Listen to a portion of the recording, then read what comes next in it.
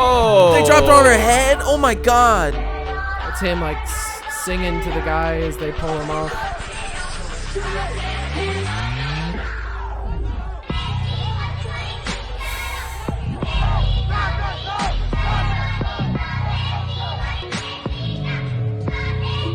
Oh, yeah, those are his people talking. Look, they tell him, get out of here, dog.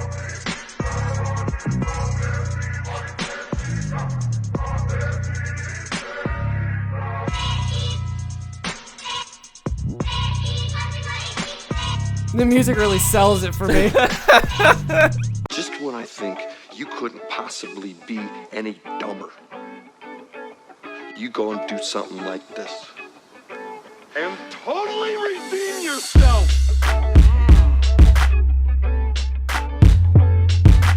Yo, what's up, Internet? Welcome back to another episode of 3 Averagely Intelligent Dudes, and today we're discussing dangerous ideas.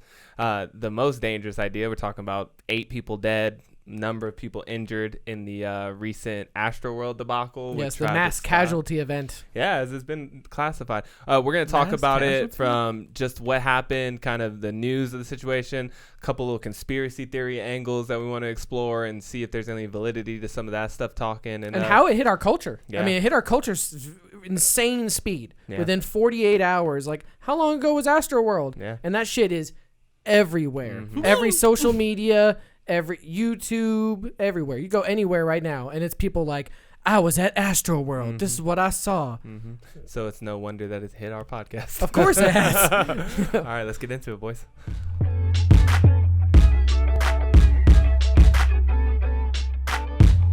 So first thing that I was looking at, and I was like, all right, what's going on? And I mean, we could just get into the conspiracy angle. I want to definitely talk about the numbers too.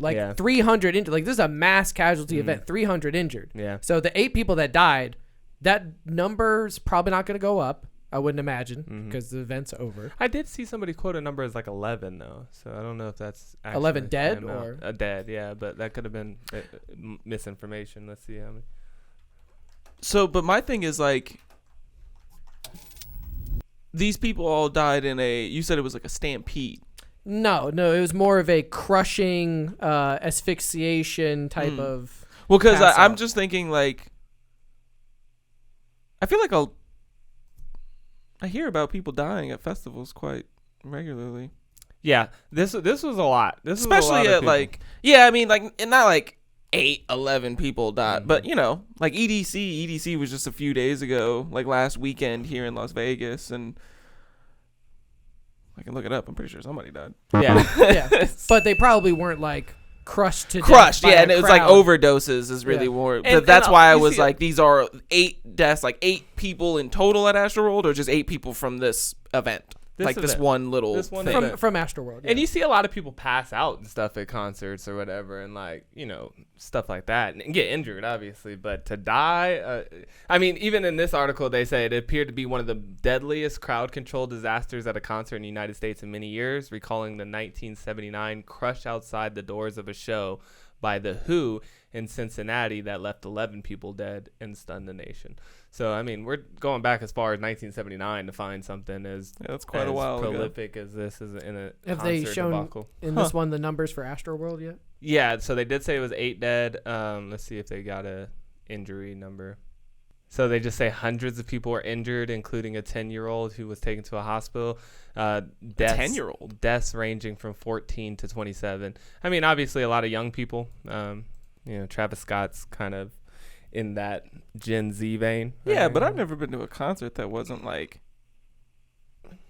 that's not true. I've been to an all ages concert, but Travis Scott isn't really I know a lot of people of all ages listen to him, but I wouldn't categorize his music as targeted towards people under the age of 18. I don't really know if I've been to many concerts that have an age restriction. This is also AstroWorld, so every concert I've ever been to has an age restriction. There was multiple people leading up to him, so it's not just Travis Scott. I mean, yeah, it's like a big show. Yeah, Baby Keem, you had other people there, so. But that's what I'm saying. But when you say these names, I don't think 10-year-olds.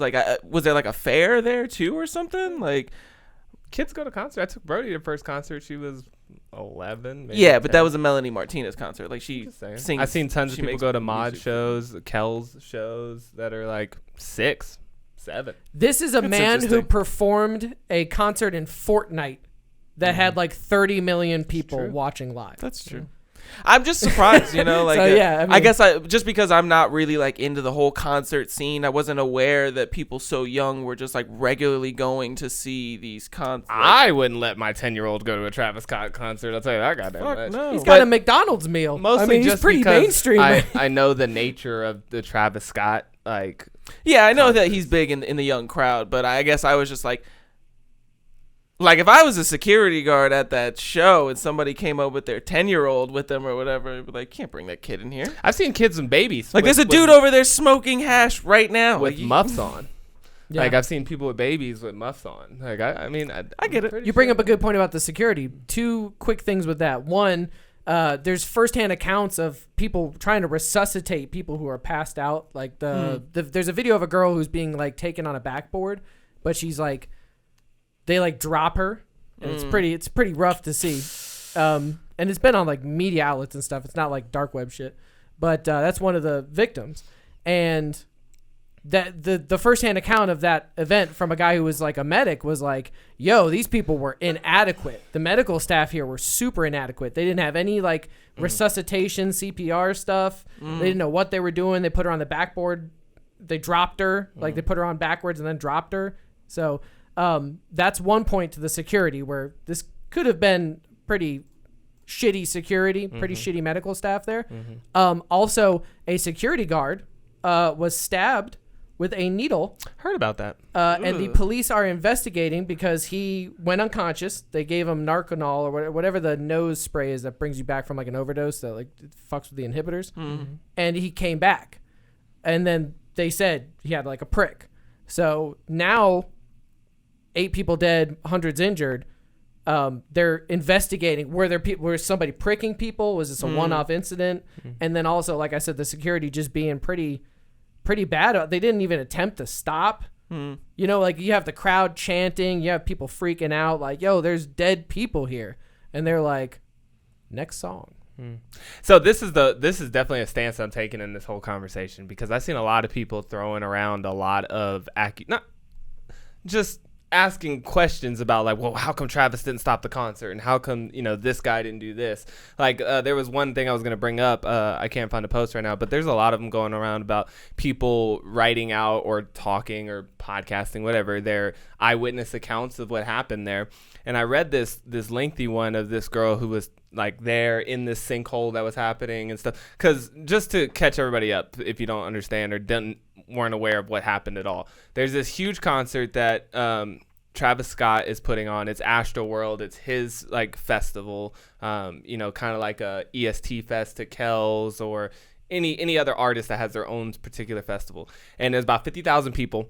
The crowd, as he comes on, the crowd starts going nuts. It's just packed in, and they start like kind of surging. The crowd's all pushing forward, and they're jam packed. This girl talks about how it's like where you were at was like where you were at. You could not move. Even people who like had their hands up got their arms stuck up, like they couldn't bring their arms down because there's just nowhere to go, like to bring your arms down. Jesus. And like they were saying, you know, as the crowd started pushing, you were just getting pulled around in this like wave. You know, it's like people like it just becomes this whole mob that's like pushing in different directions, and so people are swaying.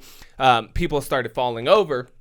This girl in this eyewitness account, she talks about how she fell down for a second and she saw like bodies on top of bodies. Like it wasn't just like, oh, a guy's on the ground. It was like people were stacking up on top of each other and just crushing people to death, getting trampled. Obviously people were passing out and stuff from like, you know, I guess the force of like the push. compression. Yeah, the compression was so tight that it was even hard to breathe, you know? So you had a bunch of people pass out, a bunch of people topple over, trampled, and then that's how most of these people ended up dead, 8 dead, hundreds injured. And so that was the whole shenanigan. But my point was, people are like, oh, well, how come Travis didn't stop the concert? How come this guy in that eyewitness account, she said she climbed up to a camera operator platform. She finally gets out the crowd and she goes up to this camera. There's video of this, by the way, too. Oh, okay, Yeah, cool. her and another guy are up there, and they're screaming At like, the camera guy. these people are Dying, dead. yeah, they're like, dying, they're dying right and there. there are dead bodies. And the they're just camera like, guy is just like, yo, security, like, get this girl bitch off off here, here, yeah. right? And everybody's like, oh, what a dick, this and that. Like, I'm like, let's be realistic here, okay? 50,000 people crowd. a show, Travis Scott, he's going hard. How loud do you think it is in that place? You know, as a camera operator, your job isn't to keep an eye on the crowd and make sure everybody's safe in the crowd. That's not your job. So if a fan, it's just a fan, comes up and they start screaming at you and they're like, that was everything going on. You're not, I mean, yeah, you wish that person had maybe more empathy or something, was like, oh, what's wrong, lady? Oh, okay, yeah, let me stop doing my job that I'm paid for and attend to you and your problem. And, oh, over there? Where? Down there? Oh, okay. You know what I mean? It's not realistic. The guy is a camera operator. His job is not to do that. I see why to him it just comes off as a crazy fan up on his platform, right? Same thing with Travis Scott. You're performing. I've been up on stages, maybe not in front of 50,000 people, but you don't really know what's going on down there, especially on a crowd that size, right? Especially in a crowd that you're used to moshing, you're used to them going around. It's hard to see that type of incident happening. Now, from what I heard, and I haven't seen the video footage, I'll have to pull some of that up, but I guess you could see this happening. Like she described it as a sinkhole of people like falling into each other. So. The one thing the quick point here, would it change your mind, you know, like responsibility wise, if people on his team came out and told him, hey, we got a couple dead 100%. people? 100%. That would change my angle if he was aware. There's video to of that. what extent? Exactly. We don't know what the two people said, but the police and the paper, the Houston Chronicle, because I'm assuming they're listening to the scanners, knew that this was a mass casualty event 37 minutes before Travis just like finished his show naturally, before Drake came on. And that's when you see two people from his team come out. And it's like all kind of documented timeline wise. There's a couple articles, I think they quote the 37-minute number. Two members of his team come out and try to talk to him. And he's like, no. And he goes, you're talking about Travis? Come out on stage to Travis, presumably to tell him what the Houston Chronicle knew at the time and what the police knew at the time. Right. There's a mass casualty event happening, multiple dead. And instead of being like, hey, everybody, calm down. You know, people are dying, being crushed. Back up, turn the lights on, anything like that. He says, fuck that. Let's get lit. I want the ground to shake. His quotes within that 37-minute time frame, when he was told until the end, are things like, I want to see everybody fucking rage. I want to see the earth shake. Now, I'm not saying like Travis Scott's an evil demon who knew what he was doing and killed these people. But you might be culpable. You might be at a trial pretty soon in front of a judge. If those two guys can say that they came out and told you multiple dead, mass casualty event happening right now in the crowd, and you shooed them away because it's all on camera, and proceeded to do 37 more minutes with Drake. That's a little bit sussy. To hit both of those points, it's interesting. As somebody who's been a camera operator in a concert before, obviously nothing like that, but like, I can totally understand the point that you're making as far as the, you know, at a certain level of professionalism, like that's unfortunately just not the guy that you have to talk to about. Like, even I can imagine myself as being that person and being like, I don't know, I have literally nobody to tell that to that can actually do something about it. Like you said, I can call security over, and maybe while he's kicking you off my platform, you can tell security that there's dead people. But realistically, the camera operator guy is like the worst person to tell that to. He was quoted as saying by this lady as saying, if you don't get down, I will push you off this platform. Okay, and that's it's like a 15-foot high platform. Yeah, that's ridiculous. I mean, that's an asshole-ish move for sure. But like you said, I definitely empathize with the guy not react. Like, essentially, it's the tagline, that's not my department. Well, yeah, and you can even hear the crowd yelling at this girl. And subsequently, there was a guy that jumped up too on this camera thing. And the crowd is saying things like, the pit will take care of them. Oh, I heard she got booed. I heard she was getting booed. She got booed, like, get off. And she's she's like screaming. Like, she ends up going underneath the stage, I think, and calling 911. And that was probably the first idea they had, that this is a mass casualty event. And then probably received multiple calls.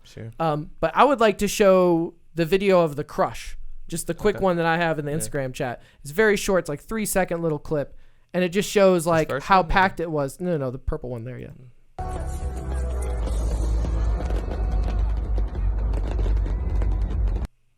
Damn. Obviously, that's not the worst, but it's I mean, That's but they're tight. they're tight. I mean, let's run that back one time. I mean, that's more. I That's mean, like one. look at that point- dude who's just it's his head and his arm. That's literally more than one person per square foot.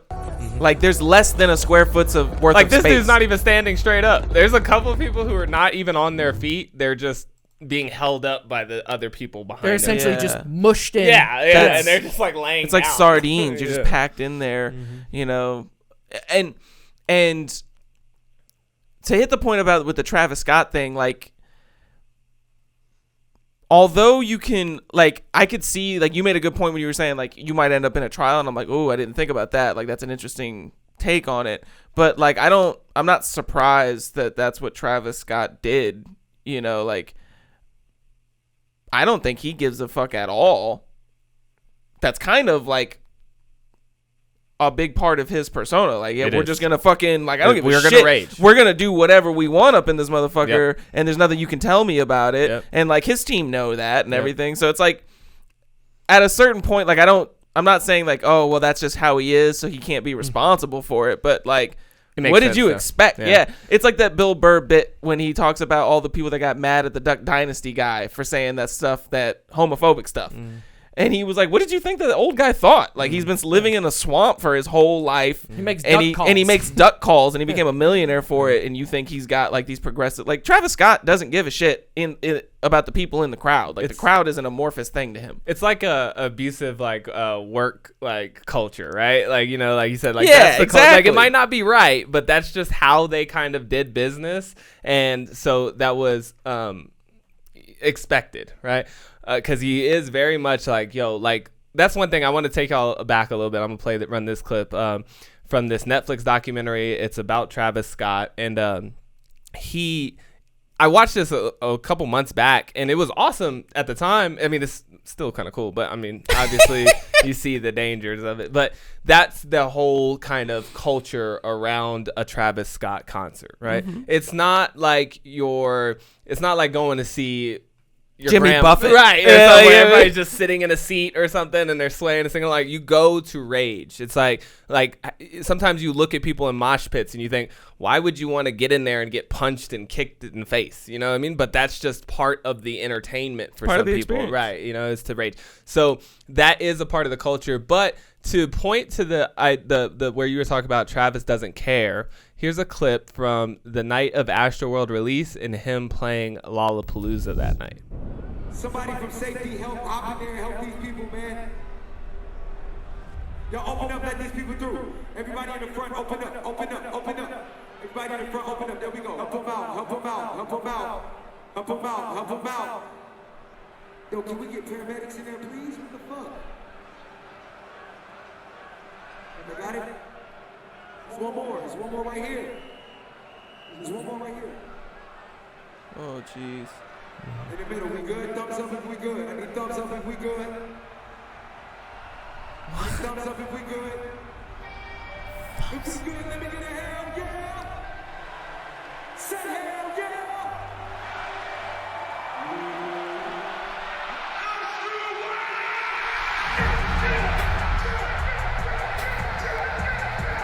Ooh, that's stark Jesus contrast to Christ. the other night. Right. got Stark lit. contrast. Right.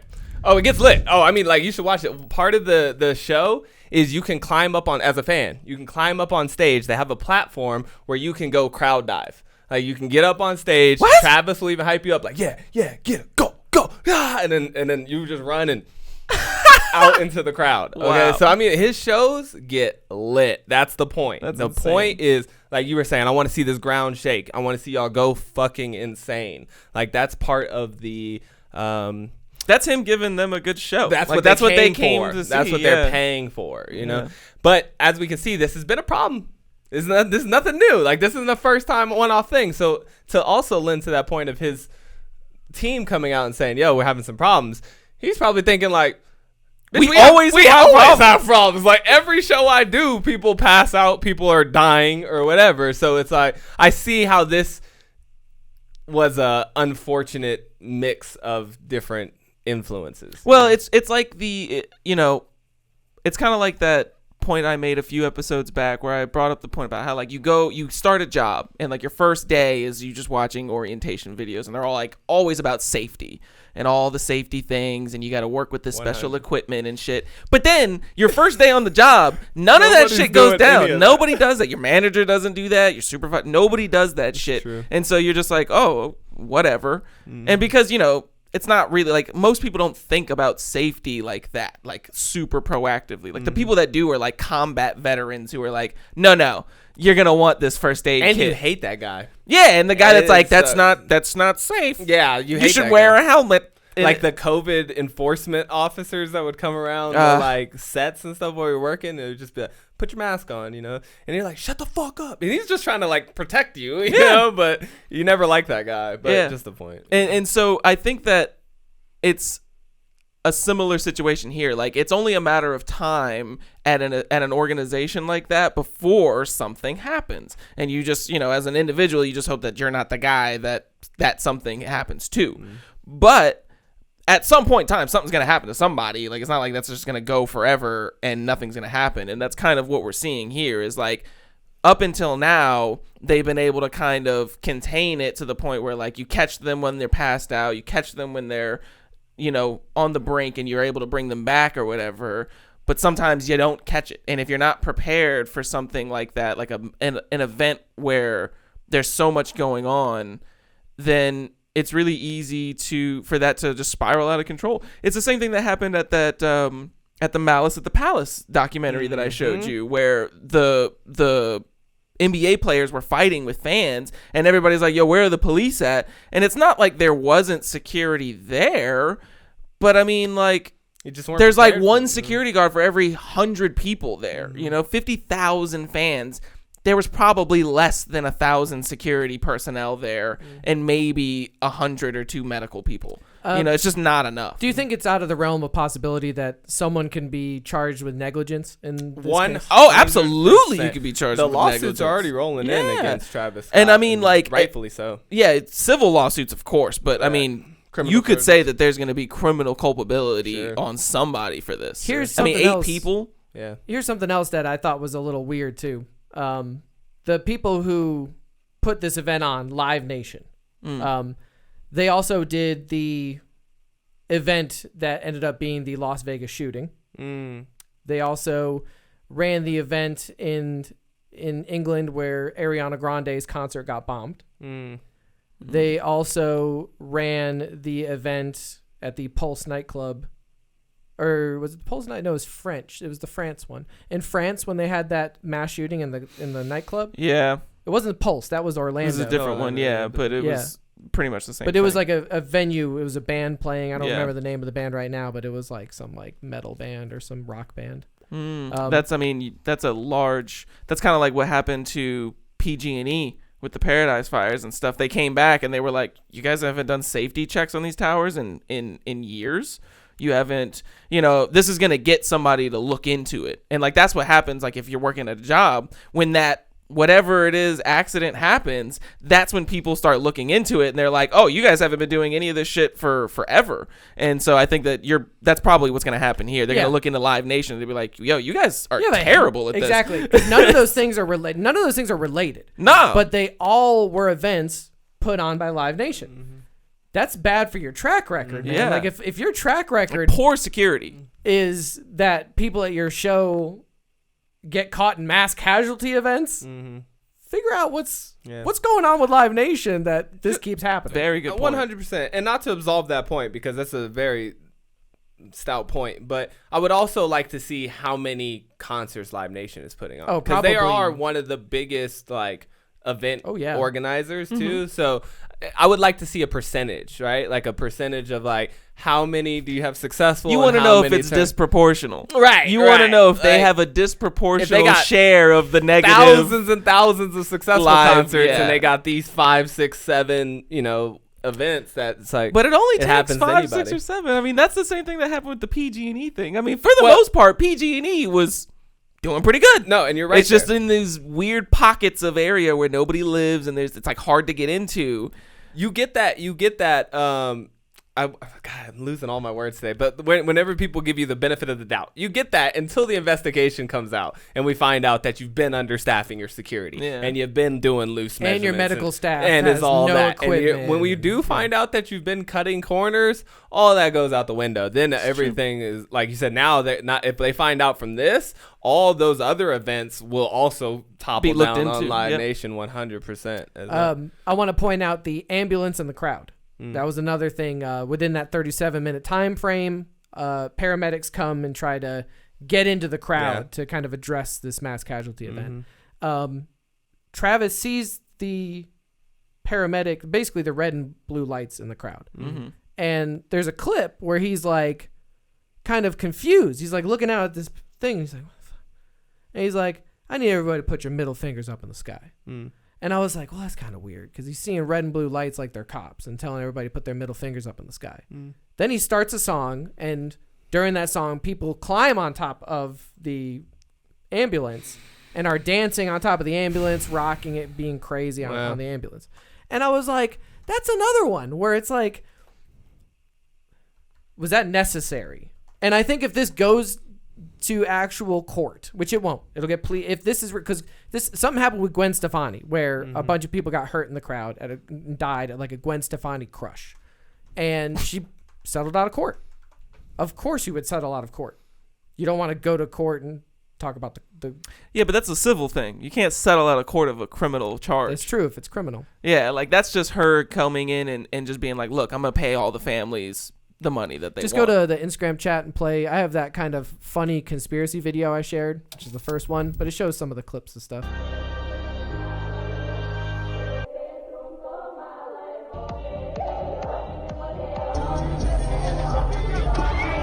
Oh, they dropped her on her head. Oh my god. That's him like singing to the guy as they pull him off.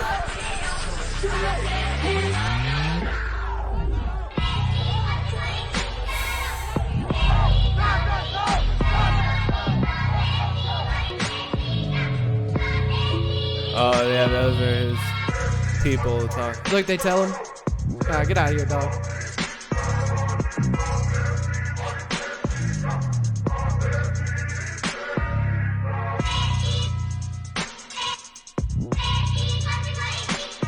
The music really sells it for me.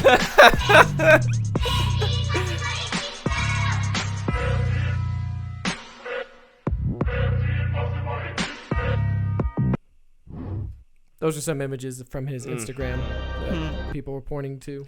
That little fan art clip at the end with the "It's Lit," that was from Travis Scott's Instagram. That one standing on the bodies. That one in particular, I don't think is, but the Dystopia's here one. All the ones up until that very, very last one. I don't know what that very, very last one was. I've never seen that. I was gonna say, please let that be fan art, because if he released that as like, this is part of my brand, I stand on y'all's dead bodies and say it's lit. But this shows the And this is a point I wanted to get to with like the conspiracy and the ritual sacrifice stuff. A large portion of America believes in God. We can agree on that. Fundamentalist Christians are the biggest voting bloc. What God? Because I was say, if we're talking about a specific God, like a Christian God, then yes. If we're talking about a God is just like an entity, then I would say like 90%. Yeah, no, I'm talking more so the Christian belief in Jesus as the Son of God, the Holy Spirit, the Holy Trinity. In the United States. Yeah. If you believe that, then you believe that the devil exists and that there's evil in this world. Does not surprise me that the big trending thing with AstroWorld is this demonic devil ritual sacrifice angle because of how religious America is. My kind of point there is not that this has credence or that this is real or this is real demonic shit that's going on. It's more so that so many people in America believe the religious angle that's just naturally going to be the biggest like takeaway in the conspiracy world. They're not going to, like, when someone talks about the Illuminati, right? They talk about like owls and Masonic symbols and stuff like that. If you fill your performance with them, it doesn't mean you believe it. So it doesn't mean that Travis Scott really believes this stuff. He could just be an interesting visual designer when it comes to his background sets. It's just an interesting thing. Oh, it's a cross going into a portal. maybe he knows what it looks like, but doesn't believe any of that demon shit because it's not real. That's a point I really want to kind of put out there, because people never think about that point. They always are like, well, if he wasn't a demon and this wasn't a sacrifice, why does he have the burning dove? You know? Well, you know what the burning dove means. Yeah. And It's like, but you think he does? But do you think he believes that? Is he really backstage like, we have to show the burning dove, or the sacrifice to the mother god will never work? Like you said too, is a good point, is people make this assumption that what you believe a symbol to represent, that everybody believes that same thing. Exactly. Like, if I show you a picture of the American flag and I say, what does this mean to you?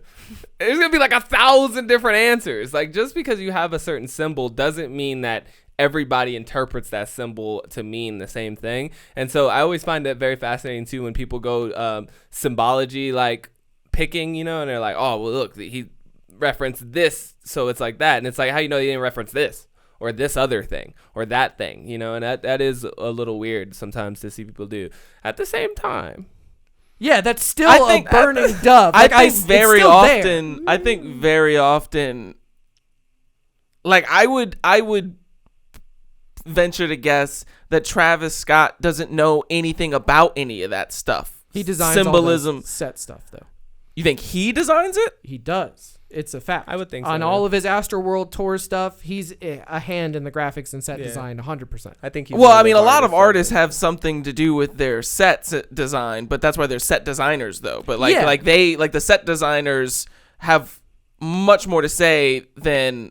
Yeah, it's more of like it's like when like, Jordan, you know, like Jordan has shoes, but he's not making the shoes. Like he approves and he has input into the style but at the end of the day, it's Tinker that's actually making the shoes. He designs the shoes. And so I think that in a lot of ways, and even if he has no set designers and he's the guy that's making all of this imagery, he conceptualizes it. He might not know anything about any of that stuff. Agreed. Like a burning dove, like you just be like a bird on fire, and the guy puts a dove in it, and he's like, "That's badass." Yep. He doesn't know that there's a dove. Like probably the set designer doesn't know. Like most of the time, people don't know anything about symbolism and shit like that. Like it's a very also niche kind of study. Emotional trigger, you know? Like when you think about like your entire concert, your entire livelihood is about evoking emotion in people, whether that be like angry or, you know, happy or whatever.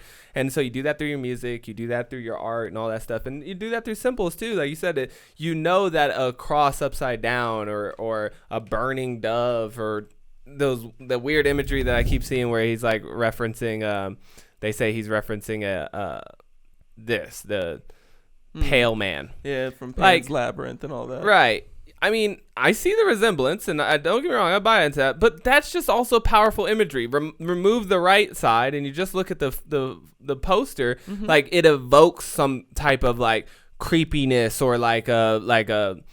It just draws you in. And the Pan's Labyrinth juxtaposition is an interesting one because they make it seem like Pan's Labyrinth was the first people to come up with this imagery, but they're not. I mean, that's a very ancient imagery. It's true. Eye and a hand, like that's been around for thousands of years. What's that one like chakra sign? It's not a chakra thing. It's but Hindu. It's a Hindu symbol. The hand and the eye. It's like it's a very old thing. And that's supposed to be like a light energy symbol, and it's the same. Yeah, like people.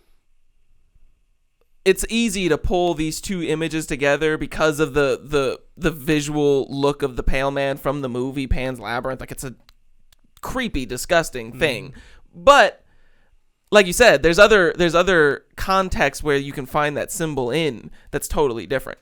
Same thing with like, you know, my favorite example is the swastika, which used to be a Buddhist symbol and is on very, very many Buddhist statues. Like in prominent China and Japan, you can see them on these giant Buddhas. There's these backwards, what people would think of a backwards swastika, but actually the swastika is a backwards version of the Buddhist symbol that the Nazis adopted. So it's like, and the Nazis adopted it because they wanted it. It's interesting. I can't remember exactly what the symbol itself represented in Buddhism, but it was about like clarity and like pureness and stuff like that. And so like obviously that was a big deal to Hitler and the Nazis, and so they took that and kind of reappropriated it for their own means. And that happens all the time. It does. I like the symbolism talk because it fits into this dichotomy of, you know, God and the devil, because when you start looking at what you can consider, like, oh, this is symbolic, or they're doing this is a symbol, it's a rabbit hole. Because you can find symbols everywhere. It's almost like finding patterns everywhere. It's like numerology. It's like the guy that was like, oh, I figured out the numbers of the Bible, and now I know when the world's going to end. You know, there's whole religions based on that guy. A lot of weird symbols in this one. From the stage itself being a cross with the long part going into the portal. The portal itself. Yeah, when you enter AstroWorld. There's the mountain with the circle where it says "see ya on the other side." That's kind of like, you know, what you would consider like, oh, you're gonna die if I'm gonna see you on the other side. There's the mouth, you know, like you just showed. That's pretty weird. The big giant, because that's similar to like what they would consider like. I mean, that's a couple famous paintings that depict it as well. But when you think about ritual sacrifice in the Bible and Moloch, it was like a big effigy that they would burn. Yeah, they would eat you, and it's not actually. It's more like a big head or a big belly, like an urn, and they're putting this thing in there to sacrifice it, and it's being eaten, but it's being burned in there. Yeah. So it's kind of symbolic of that. It reminded me of the Mummy when they're flying the plane and he's controlling the sand wave, and then the face comes out and swallows him. Yeah. But it's interesting. I don't want to completely discredit the conspiracy side of it. You know, like, I mean, I definitely have like a logical mind that makes me peel back sometimes when I see some of this stuff, and I'm like, all right, well, you know, let's all chill before we just run off the edge of the cliff with this.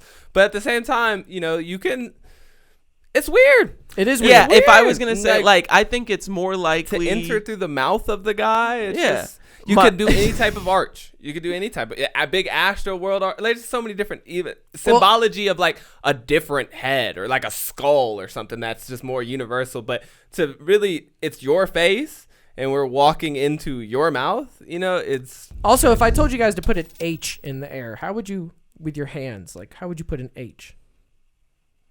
Like my first thought is like something like this, or like, you know, I don't know. I can't really do an H. Well, you're getting there. So you're getting there. Would you make devil horns?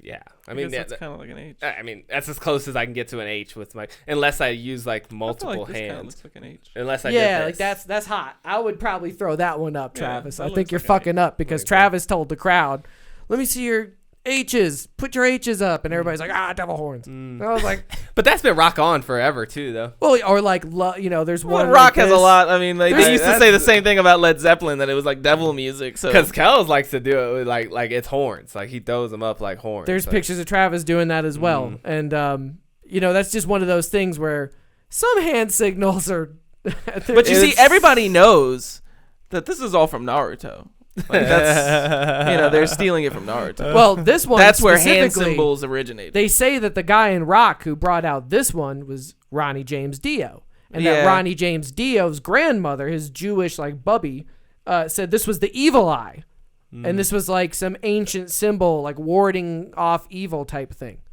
and that was put your H's up at the Travis Scott AstroWorld concert, and they're all throwing up the devil horns. And I was like, that's why I say when it comes to like symbology, symbolism, whatever you want to call it, it's you can go deeper and deeper. There's videos of people in the crowd in the mosh pit putting stuff on the ground, and like they form a little circle and they put stuff on the ground, and they're all just being weird around it, like a in this show. Yeah, like a voodoo trance. Where they find the space to do that? On one side of it where they're not being crushed in, because you think about it, there's different fenced off sections. There's like fenced off squares. So some of these squares are getting packed and people are being crushed. Some of them, like to the side and the back, probably pretty normal. Yeah, the upper corners usually are like, like if I'm going to a concert, that's where I reside, because that's like where the most space is, but you can still see pretty good because you can get close. You have to look at the stage from an angle, but there's more room. In the one video where it shows these people form a little circle in this little mini mosh pit or whatever and put some stuff on the ground in front of them. I can't tell what most of it is, but the camera zooms in on one piece that's in that little pile, and it is a little crucifix, like off of somebody's chain, like a little crucified Christ laying there on the ground in the circle around these kids moshing. And it's like, how deep does the rabbit hole have to go before you start going, what's really going on? You know? And that's why I put the caveat out there that even if he's showing all these things that really mean stuff, doesn't mean he believes in them. Because if you had to take my money right now, I would put my money on Travis Scott is not a Satanist, is just a narcissist, played through these people dying because of his selfish nature or the culture, and that's it.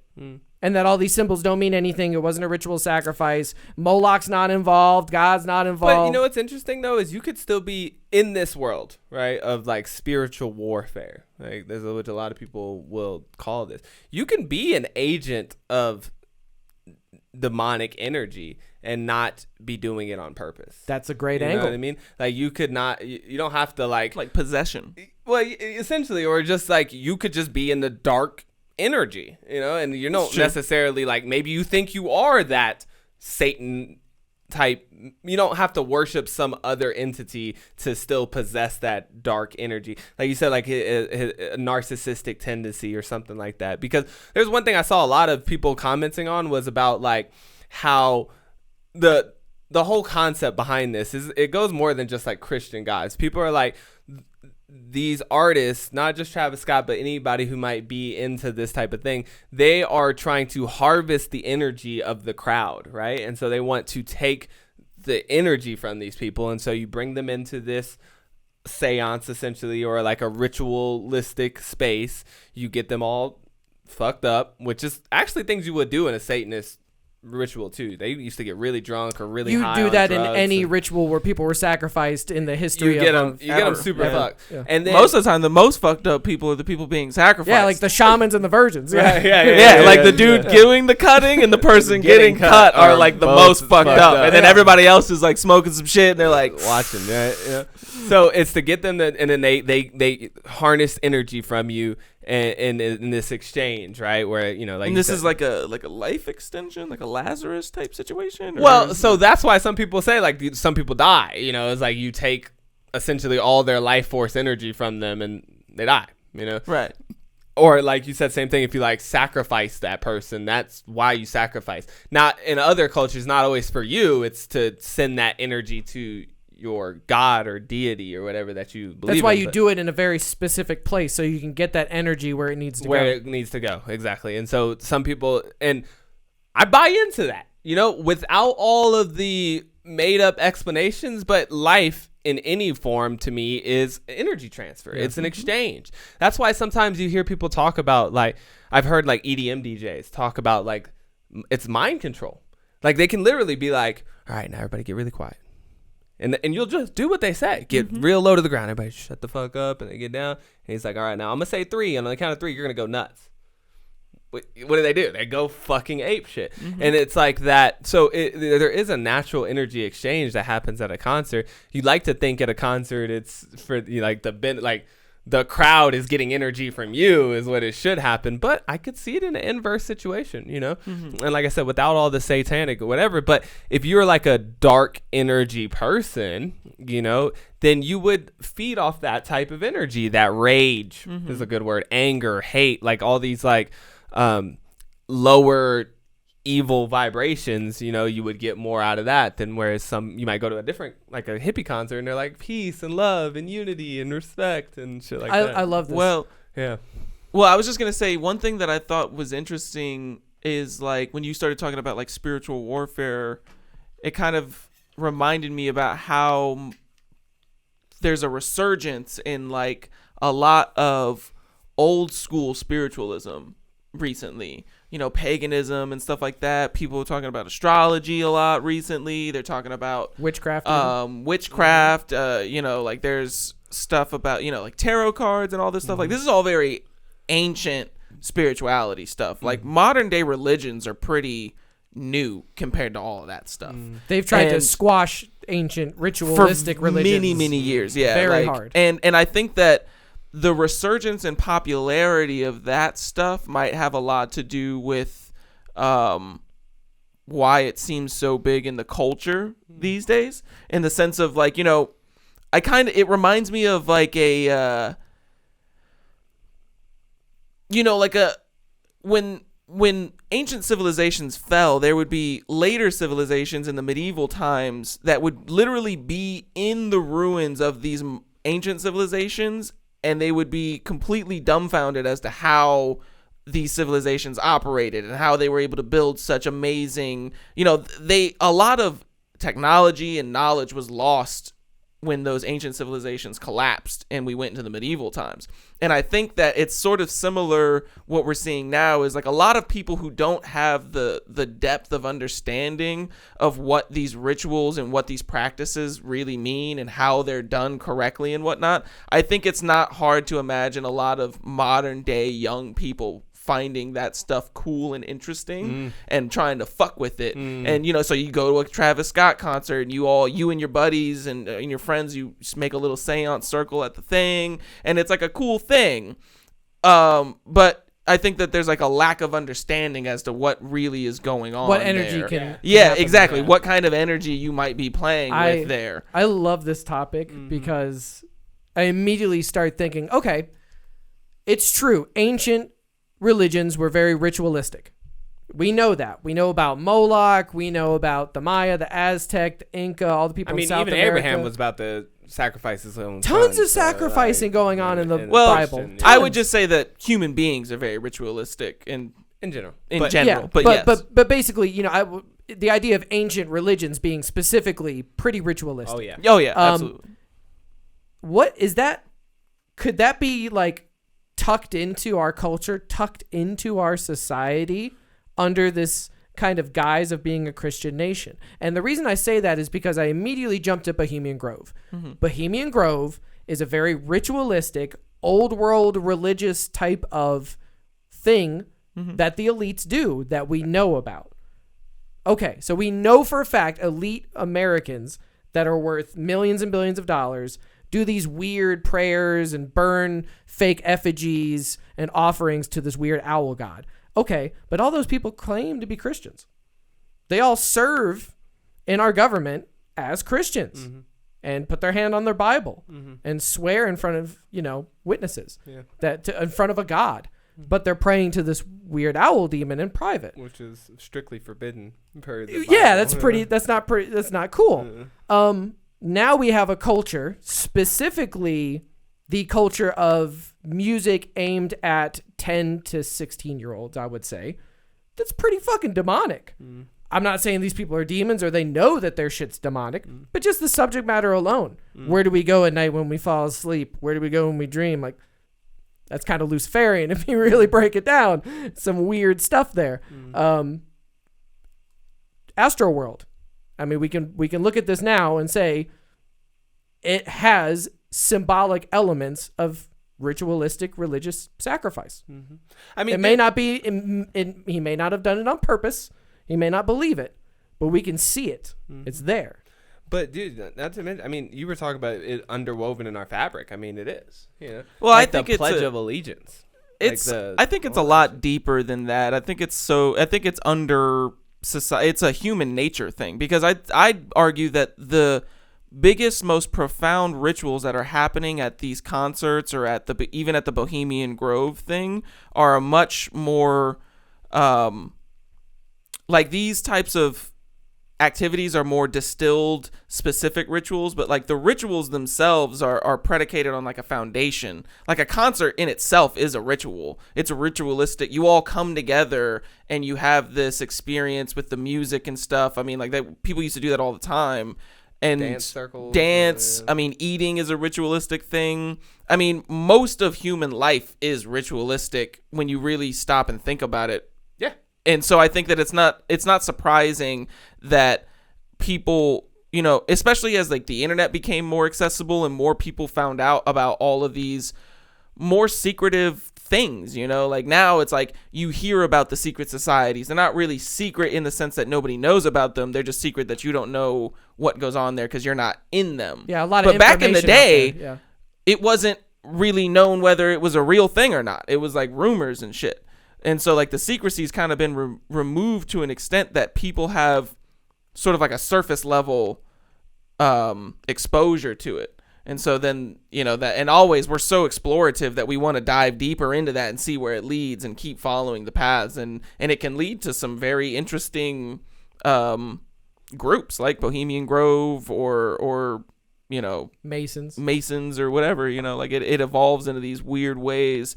But I think that the ritualistic part of it is not really the weird part to me. But it is interesting though that as we're having this and I started thinking about like they are all rituals, right? All these things, everything, the way society runs on rituals, but you don't always know where they came from or why they exist, like you said, but you fall into it. So the example that came to my mind is at the Olympic Games, you don't just show up at the field and start doing the thing. There's a parade. There's the lighting of the torch. Mm-hmm. Like, what is that? Yeah, the lighting of the torch, all the... Like, what is that? And it's funny. There's it comes from the original Olympic Games. I'm sure, but most people don't know that, though. Like, I don't know that. Like, I know it's some ritual that started a long time ago with a specific meaning and reasoning that they applied to it, and then it perpetuates on, so now it's just a thing that you do. Right. And... what if you found out one day that was predicated on like this is for all the souls we killed last year to get to the Olympic? You know what I mean? Or if you find out that when they get to the end, it's not like a bowl that they light on fire, but it's like a guy. You know like what I mean? the dude like runs into the Coliseum with the torch, and then he lights this dude on fire, and like that starts the Olympic Games. And then like later they got rid of the dead body, and now it's just symbolic. But you could see how, and this lends to the people who are pointing out these parallels in this instance that maybe you are caught up in some type of satanic ritual or some type of thing that you just don't understand that it's happening, because to you it's just a concert, it's just a thing, but underneath all that, where it starts and what it is for, and that's very fascinating. I mean, in the New Testament they talk about like offerings of like sheep, goats, like like those are in the place of humans that used to be humans. We used to be like, hey God, do you want some human blood? Yeah. But then once we got to the New Testament, Jesus, we were like, just give him some goat blood, he'll be fine. God doesn't need human blood. I think a lot of people look at human sacrifice in a very negative light. Not in the sense that it's like a positive thing, but if you take it out of the context of what it is, like a sacrifice is you're giving up something valuable now in the hopes of gaining something of higher value later, or in the advancement of some sort of higher value. What could you possibly think of that is more valuable than another person in your tribe or some sort of human being? Like, it was a very huge honor to be selected as a human sacrifice. People willingly did it. In some cultures, they willingly did it, yes. In many cultures. I mean, in most cultures. In our culture, it's an honor to sacrifice your life for your country. So it's like, and so we look at it now, it's like, oh, it's this barbaric thing. And it was, like the idea of sacrificing a human being. But when you look at it in the context of like, well, it's a very important thing to these people at that time. Like, they really believe that if you didn't do this, the rain would not come. And the rain was going to save everybody. So the idea of killing this little girl to save your entire village or your entire society, that was like a big deal to them. And so like, it wasn't we speak about it lightly now, but it wasn't taken lightly then. I don't think anybody had this like, yeah, we're going to kill this bitch type mindset when they were sacrificing people. This is a great example of like, they intended to sacrifice these people so that they would get rain or that they would get crops or that the sun would come up. And at some point, the conquistadors came over, killed everybody, and it still rained. Yeah, the sun still came up. If you planted your crops, they were still going to fucking grow dependent on the weather. The weather was not going to change. And like, imagine the first shaman that realized that. Like, oh, we didn't sacrifice anybody. The sun's not gonna, this terrible thing's gonna. Wait, everything's normal. Everything's the same. It's raining. It's like raining right now. The real question is, do you think that shaman that realized that said anything? No. Human nature. So if you believe, you're gonna, that circular logic is gonna kick in, where you're just gonna be like, well, Trump's still president. Yeah, so we gotta say, well, because you have to think about it in the sense of like, you're not going to go when you look through history, the examples of the people who were like, actually, we've been wrong this entire time. Those dudes don't sacrifice him. Those men and women, those people are never looked upon gratefully. Like, they're never like, oh, thank you so much. True. It's only hundreds of years later that we're like, man, what a good guy that Galileo was. He really took some shit so that we'd know that we weren't the center of the universe. It's true. And that's important, because if you think you're the center of the universe, that can lead to some very negative outcomes. And so if your entire planet is predicated on the idea that the entire universe surrounds you and is all about you, then it's like, we're going to go over there and we're going to kill those people because the guy that made the Earth, which is the center of the universe, told me to. He picked us. Yeah, he said that I was supposed to go into the Holy Land and purge it of those barbaric people. So this is a good point, I mean, you can argue with me. This is a good point, too, where, like, all throughout history, especially old world religions and rituals, drugs were involved. Mm-hmm. There was some sort of hallucinogen. There was some sort of, I'm going to go into the spirit realm and talk to these others. Okay. When you come out of that spirit world, why do they always want to sacrifice people? Is that what the other side's telling them to do? Is the other side telling them, hey, we need some virgin blood if we're going to give you this rain?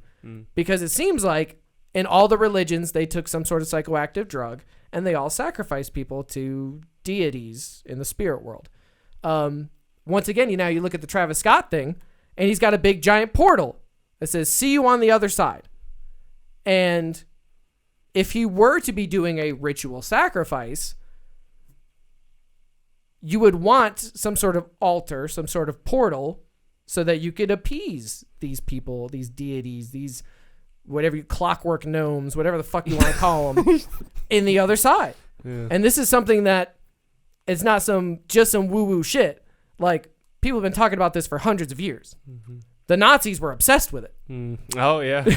Like, people tripping and going into the other side. This is something that you always hear Alex Jones talk about. And it's one of those classic Alex Jones bits where it's like, he takes it to the far degree of crazy, but there's a fucking nugget of truth there. Because you can just look back at history. Every religion, every ancient civilization took drugs and sacrificed mostly children. Yeah, I wouldn't, just as a tip to all you viewers out there, I would never buy into the idea that you should sacrifice yourself for anything.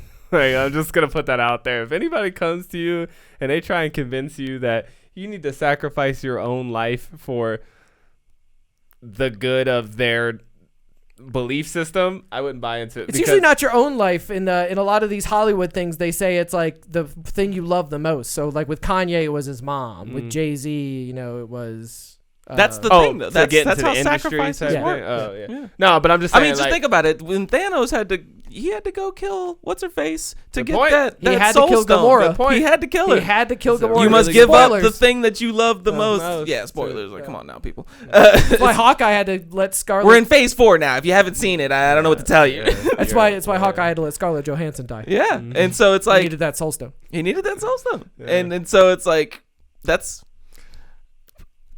I'm just saying I wouldn't buy into it. Do your what research. We were talking about, like you said, you really believed into that shit whenever you were like, back in the day, like for the rain to fall, you were like, oh, I gotta start, and then a couple 100 years later, we found out, oh, it just rains. It doesn't matter. Turns out it's just rain. Same thing when they're like, yo, we need you to die for this holy war. You're gonna advance the Muslim faith by eons if you just fly these planes and these buildings or something. Think twice, dog. Just think twice. Because that sent the American troops into your doorstep. You know what I mean? It just, tons of cults out there. I could bring up cult examples for days where they're like, we really need to kill ourselves now so that we can get to the other side. And the mothership's passing over right now. If you don't drink this Kool-Aid, I mean, Jonestown is the perfect example. I mean, Jonestown, the congressman flies in, tries to shut the system down.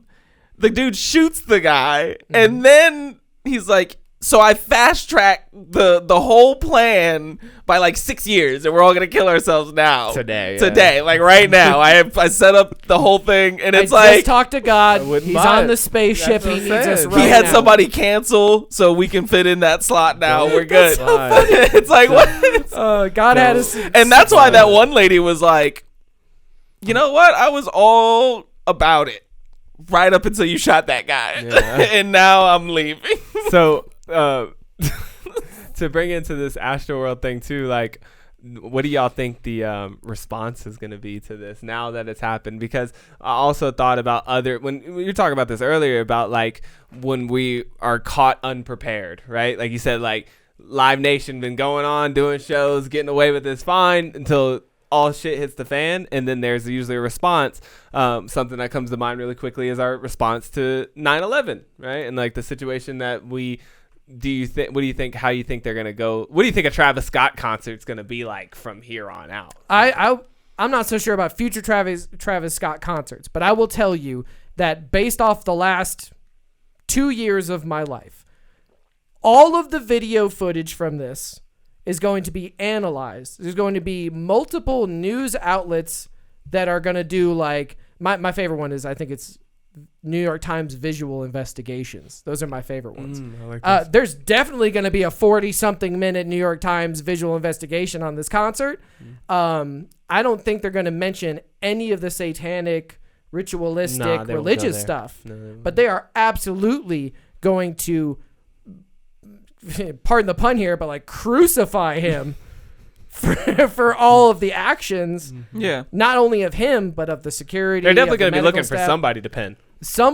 This Live Nation, Travis Scott, possibly Drizzy Drake. Yeah, I've heard Drake's are going to be held accountable. There's going to be some negligent charges. Lawsuit that called out Drake as well. Like they sued Travis Scott and Drake. And the thing about suits is you can just, and that's why this one happened like a day or two later, is like anybody can just file a suit for any amount of money.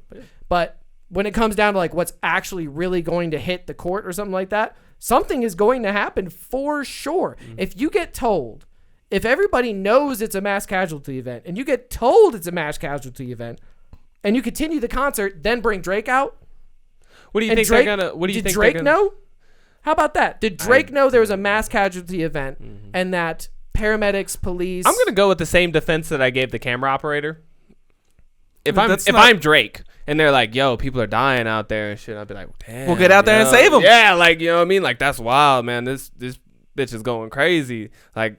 I hope the medical team's out there doing their job. One of your I hope options. security gets this under control. But as an entertainer, and especially if you're a guest entertainer, like where do you feel like the responsibility is for you to go out and be like, stop the concert, everybody stop. I'm not coming out. Yeah, I'm not coming out because I heard things that I'm just, you know what I mean? So there's numerous examples of shows as big or bigger than this where people, the performers, have even Travis himself. You showed us the footage. Travis stopping the concert. Where you just stop. Hey, chill. There's people dying. Plenty of times. Like back up. Like let these people out. Let this paramedic in. Why this time was it so different? My thing is that their responsibility, or is that something you just do out of the kindness of your heart or out of the situation? So depending on Travis's mood, he could either save these people's lives or let him get crushed. How do we know Travis Scott wasn't obliterated out of his mind? I mean, that's a good point. What if he could just totally fucked up on acid? Defense. No, I mean, I'm like, what if he's fucked up on acid? Or what if he's super drunk? Like, there's no law. Like, you can come out and perform in any state of mind that you would like to. So he could have just been completely fucked off and completely unaware of the entire situation. And that's what I'm saying. Like, well, he wasn't unaware. We see the two people come out and say that something's going on. I've had plenty of people talk to me like I've been in. Don't do that. So fucked up. And you get drunk, and then people are like, "Yo, don't do that. Fuck it. Fuck you. I got this. Yeah, like it's and as somebody who's like I've shot video at concerts where the performer was obliterated, and it's just like that. Like I've seen grown men climb in the rafters of buildings and like hang upside down. The performer's doing that, just doing the most dumb shit, like dangerous. But that's just shit. Like that's what concerts are these days. You know, like I said, it's like that's gonna change because someone's gonna be held criminally liable. Someone's going to jail. I think it's gonna change. Yes, I don't think anybody's going to jail. I think the Live Nation people will probably get cracked down on. I think Travis Scott will be drugged through the mud in the media. But no charge. I don't think there's no way. No, there's no way. There's no way. Like he's gonna pay some money. Like he's gonna settle these lawsuits and everything. Like there's gonna be a large chunk of change paid. The Live Nation's probably gonna catch a fine or two for it or whatever. But I think 5 years on from now, do I think that the culture of modern day concerts is going to change? No. And I think what really should happen after this is for individual people to look at these types of scenarios and question whether or not they want to be involved in, like, this is why I don't go to concerts. Like, I love music, to an extent, but like I'm not like the biggest music fan, so maybe it's different for me. But like the idea of going to a concert is just been like, it's never been appealing to me. And then when I see stuff like this is why I don't protest either, because it's like not every protest ends up with people getting shot in the face with rubber bullets. But I'm not trying to get shot in the face with rubber bullets. I'm not trying to get asphyxiated because there's too many goddamn people at a concert. Like this is just a situation I wouldn't put myself into. This is a great point though, but it's also like there's limits to how much responsibility you can give to someone because that's not like, technically speaking, that's not Travis Scott's responsibility. You have an expectation of safety when you're a 14-year-old going to your first concert. Yes, but that expectation, maybe in the 14-year-old's minds, the expectation is on Travis Scott, but it's really not on Travis Scott. It's on the people who organize. Yeah, but there's and that's why I think that Live Nation's going to catch the biggest brunt of this. But I mean, the point I'm making is like you're saying like that's why I don't go to protests, because you might get killed because you get mixed up for a looter or something. You don't go to a protest with an expectation of safety. There's not a group of people do that. Well, I'm saying there's not a group out there who's dedicated to your safety. There's not a security staff. There's not medics on hand. There's not water stations. I never not once went into a concert thinking that there was a possibility that I would die here. Right. Unless it was under my own doing, like I overdosed or But you've seen the crush. Mm-hmm. So those people did not expect that. Mm-hmm. A large number of them didn't expect that. Mm-hmm. Maybe some people, they've been to tons of Travis Scott concerts, they know it's going to be a surge. Right. They're ready for it, whatever. But tons of what if you didn't drink enough water? What if you didn't? That's why hundreds were injured, because people don't go to a concert with the expectation of I'm going to get stuck in the crowd, literally being crushed to death, because some were, or crushed until you have a cardiac event, or you crushed until you pass out and are injured or stepped on. Yeah, but this is the reason why I think it's different for this. Like, I could understand if like okay, for instance, recently a football stadium had a terrace collapse. Nobody got injured, but that's happened before in the past where many people have died in something like that. Charlotte Motor Speedway. Like there's been times when like at events or at gatherings, something happens and it kills multiple people, and there's all kinds of things that can be said about that. But in this event, it's different because the event that killed the people was everybody acting individually. You know what I mean? Like if each person in the crowd wasn't pushing up, then there isn't a crush. And so it's hard to say that it's the security or the medical people's fault for not keeping these people alive, when if you go to a concert and you don't drink enough water and you're all fucked up and then you get crushed in a thing because everybody's squeezing in to get to the front or whatever, like I don't see how that's specifically Travis Scott's or even the medical people's like fault. Like I think you could say like, hey, you need to take control of this event and do your job. Like I could definitely point at like the lead medical person or security guy not coming on stage and being like, yo, Travis, I know that you don't want to hear this, but I have to top this because my job has now become more important than yours. And that's where I'm at with it, is like the guy who falls, it's not Travis Scott the entertainer. Like you would like him to have been able to see that. It would have been a good move. It would have been nice. And he has done it in the past. He missed this one or whatever. But there's an event coordinator though, right? Like there's a guy who like that's his event. He's not on stage. He's running around with the headset on and he's solving problems of the event. Right. Yo, there's not enough water at this tent. Yo, there's some tragic event happening at the medic tent.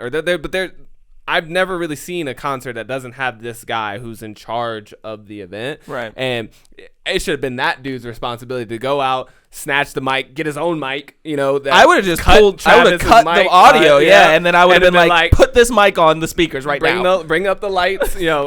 Sorry to interrupt the concert, but there's a situation evolving. We need to take a break. Yeah, I would have removed Travis Scott from the whole situation. I would have been 100%. Like, it's not up to Travis Scott whether or not this concert ends right now. But and it looks like instead he sent two of Travis's people out onto the stage. Yeah, like when you said the team, and I was like, oh, get Travis and tell him. Yeah, but it was just like it was a dude in a puffer jacket and shit. I was like, these are like his homies. His homies were like, hey man, somebody told me that there's some dead people. And he was like, well, this is a great narrative, because now it's like we're pretty sure that backstage 37 minutes prior to the ending of the show, they knew this shit was going on.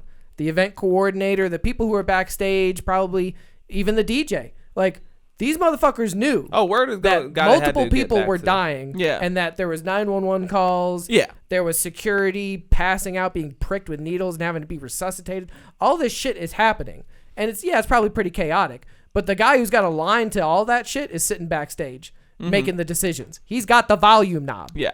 So, like you said, it may not be Travis. Now Travis has been arrested for telling people to jump security gates before. Right. There was a similar thing happened. Not many. I don't think there was any deaths, but a lot of people got injured, and he was held criminally liable. As soon as he got off stage, they arrested him.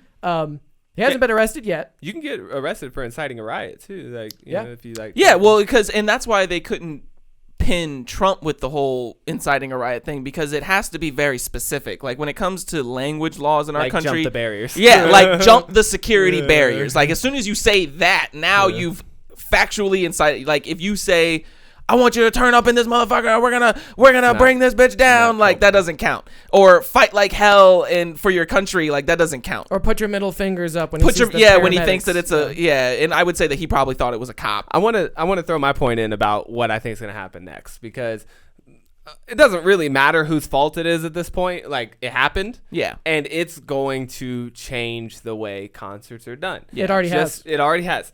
I bet. Because just like I brought up my examples when I proposed the question, we tend to have a knee-jerk reaction to these types of things. When something like this happens, you start thinking of all the things you didn't think about, like all the different things that could possibly happen that you hadn't accounted for in the past. And now you want something in place for all of those things. Very strict. You know, whether or not this was Travis Scott's responsibility this time, you can damn sure believe it is now the responsibility of every artist ever to step a stage. Because like you said, not that he's going to get criminal charges, not in court, but he's going to get drugged. So he's already getting drugged so hard that no other artist is going to want that publicity. You know what I'm saying? Like this is going to be that thing you just don't want to happen at your show. The day after this, Playboi Carti had a show. Now it was indoors. So there was like side like balconies and like the bottom part. And there's a clip. Fucking event organizer guy turns the lights on. Yep. And he's like, everybody needs to back up, because they were crushing the people in the front. He's like, everybody needs to back up. If you're in the balcony, you need to go up to the balcony, or we're going to shut it down. Yep. And they shut the fucking concert down. Yeah. Because the people weren't listening. Yeah. So it's like, there's already an immediate knee-jerk reaction of, at all these other concerts where there's 14-year-olds getting crushed in the front row, and they're already starting to react. The worst part is that that's the guy that's going to catch the worst of it, really. Like he won't have to pay the money, but the money to the Travis Scott and to the Live Nation people, that's really not going to be a big deal to them, because they got plenty of money. Yeah, they're going to pay millions for this. But I mean, they got hundreds of millions, so that's not going to bother them. But like the dude with the headset on, like that dude has no job anymore. That dude might get negligent charges or something. Like, you know, like, so I'm not surprised that the Playboi Carti guy was like, there's no way I'm letting that happen to me, because that's the thing is, like, if you ask any of these people that work the events with these really famous artists, none of them care about stuff like that. It depends, but like rap specifically, but they will now though. In that culture, I think that they will sell, like, look, if I don't do something here, nothing's gonna get done, because like that's just not how these artists think about their shows.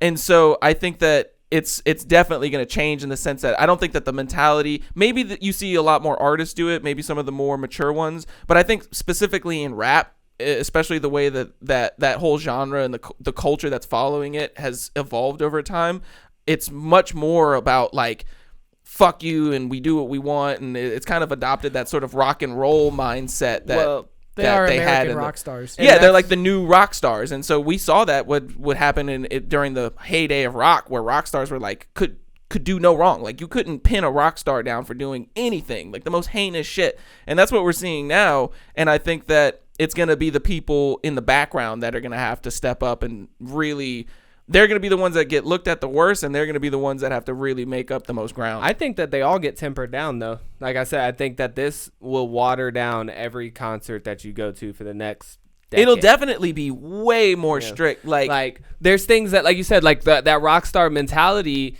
has always been around, but it's almost like we've always just let that go. Like that's just part of it. Like we talked about, like, you know, these concerts have always been kind of a place where you can do anything you want to. Yeah, very lax.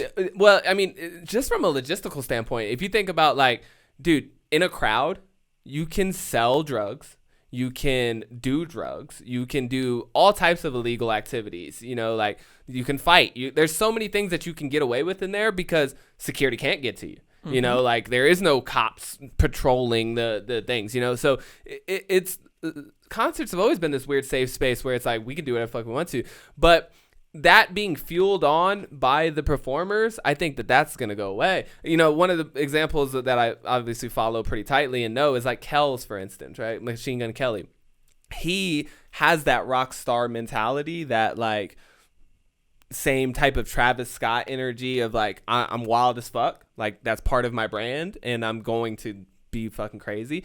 And he's notorious for climbing rafters and like doing things like, I mean, there was a clip of him in a concert recently. I forget what festival it was, but I mean, he was like 70 feet in the air. I mean, and then he held on to the thing and just hung upside down and was singing. I was like, damn, that's hella dangerous, dog. Like, I get it for the show, but if you tumble from here for like 3 stories, like, yo, you're done. But either way, that message, you know, proliferating that, I just don't think people are going to buy into that anymore. I think whether the artist tries to or not, like you said, there's going to be that backstage guy now who's like, not on my watch, bitch. Like, cut the lights on, you know, or I could see there being a huge overreaction where there's like barrier now, where there's like a barrier every 10, 20 feet in the crowd to to marginalize the crowd and not allow them to be to separate them because exactly mass. To keep them separated. You know? Like there's gonna be all sorts of it's things just like what happened at the airport after 9/11. Like before 9/11, it was not like the most easy security thing, but it wasn't anything like it is today. Pretty damn easy. But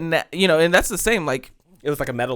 I could get anything into a concert. Like there's not been one show where I felt like, wow, they got a really robust security. With killing drugs in it. Dude, easy.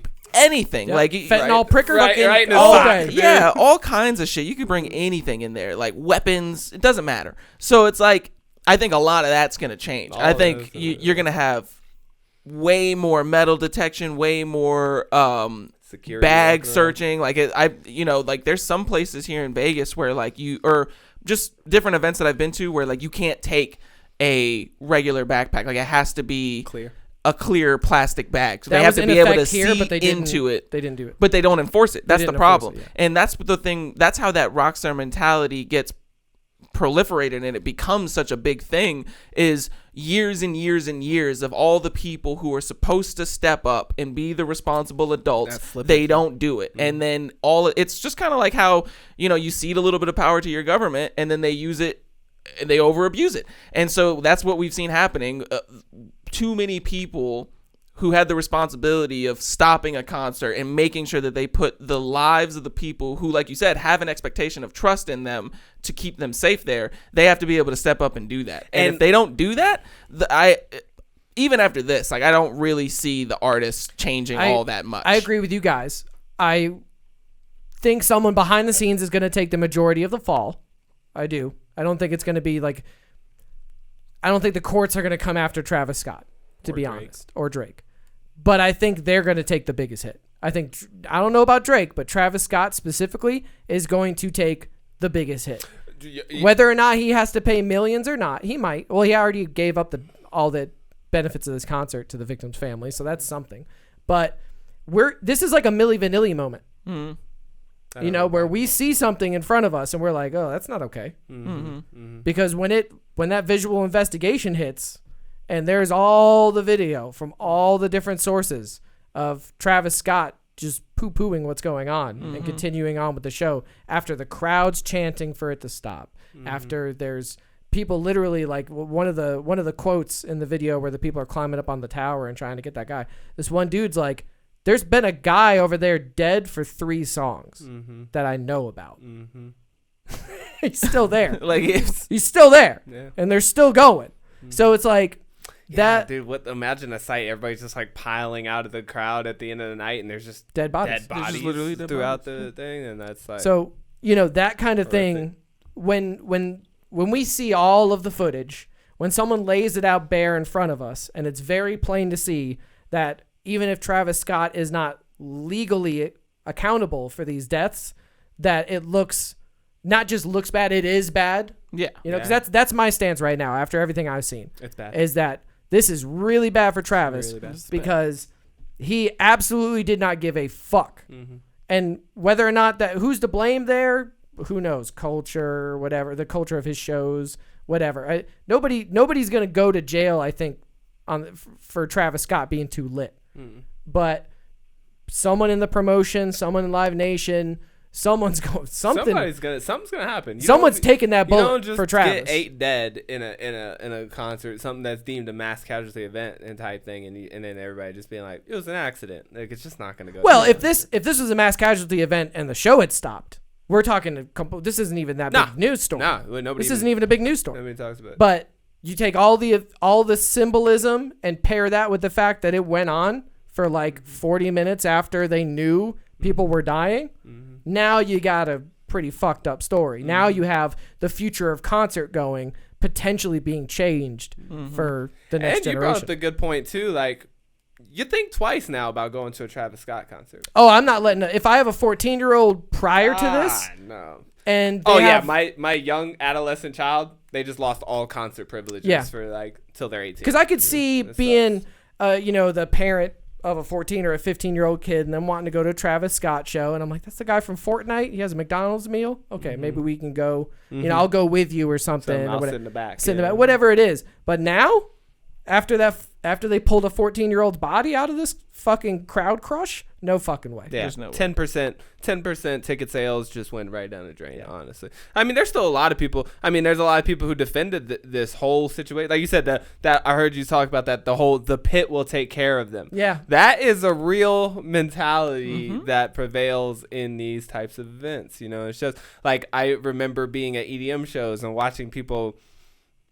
What I would clearly define as overdosing, and people being like, don't worry, we're going to take care of them. I'm like, you need to take them to the fucking hospital. Like, what are you talking about? But there's this kind of, because again, it's like us versus them. Like, we are together in this type thing. But yeah, there's a lot of You know what's funny, man? Like, I've been to a number of EDM shows and festivals and stuff, but I also have been to a decent number of like really like grunge, heavy metal, like screamo type shows too. And like the screamo stuff is obviously more violent on its face, but when somebody gets like really injured, it's amazing to see how responsive, like even in a crowd of hundreds of people, everybody will stop. The bands will stop. Dudes will be bleeding out from the pit or whatever, and they'll make sure that medic people come over. But at the EDM concerts, man, I've seen people just wither away in the corner. Like literally nobody gives a shit about them. Yeah, walk right by them. Walk right by them. I've never seen that not once happen at any of those metal shows. Like you walk by somebody and they're fucked up or whatever, like there's a crowd around them trying to get them some help immediately. But at an EDM show, I see that shit happen all the time. And I really haven't been to any like rap concerts or anything, but like clearly it's also happening there. Like and that's why I think we had to kind of talk about culture in this discussion, just because like you said, like this isn't like a Jimmy Buffett concert. Like at a Jimmy Buffett concert, none of this shit would have went down, but it's also a different type of person that would be at that concert. It's a different age group. It's a different, like they're drinking, but they're not like fucked up. They're not like sneaking in vodka in a Camelback. And they're definitely not trying to rage. And they're not raging. Yeah, like it's a totally different kind of experience. Was it Metallica or was it like Rammstein who played in like Russia or something, where it was like a 500,000 person crowd? Bro, God, you bring up such a good point. Because it's literally like I've seen the video. Yeah, they're literally headbanging, the hardest metal you can play, and the whole entire sea of people is like moshing. Yep. How many people you think died there? That blows me away too, because look at this. This is Glastonbury. Yeah. Like, how do they put on these type of concerts and festivals and things and nobody dies? Yep. Or I mean, maybe some people die, but I mean, it's not 8. Sometimes I've seen some of these concerts where I'm just like, it's for miles. I mean, people as far as the eye can see, and there's no like barriers or anything. Like there's no walkways or nothing. Like literally, if you had to get to somebody in the middle of that crowd as a medical person, and I think like it's that would Waldo, too. Like, I've been to some shows where there are security dudes walking around with flashlights and stuff, and they'll come up and they'll tell you, you guys need to spread apart. There has to be enough room for the security people to get through you guys.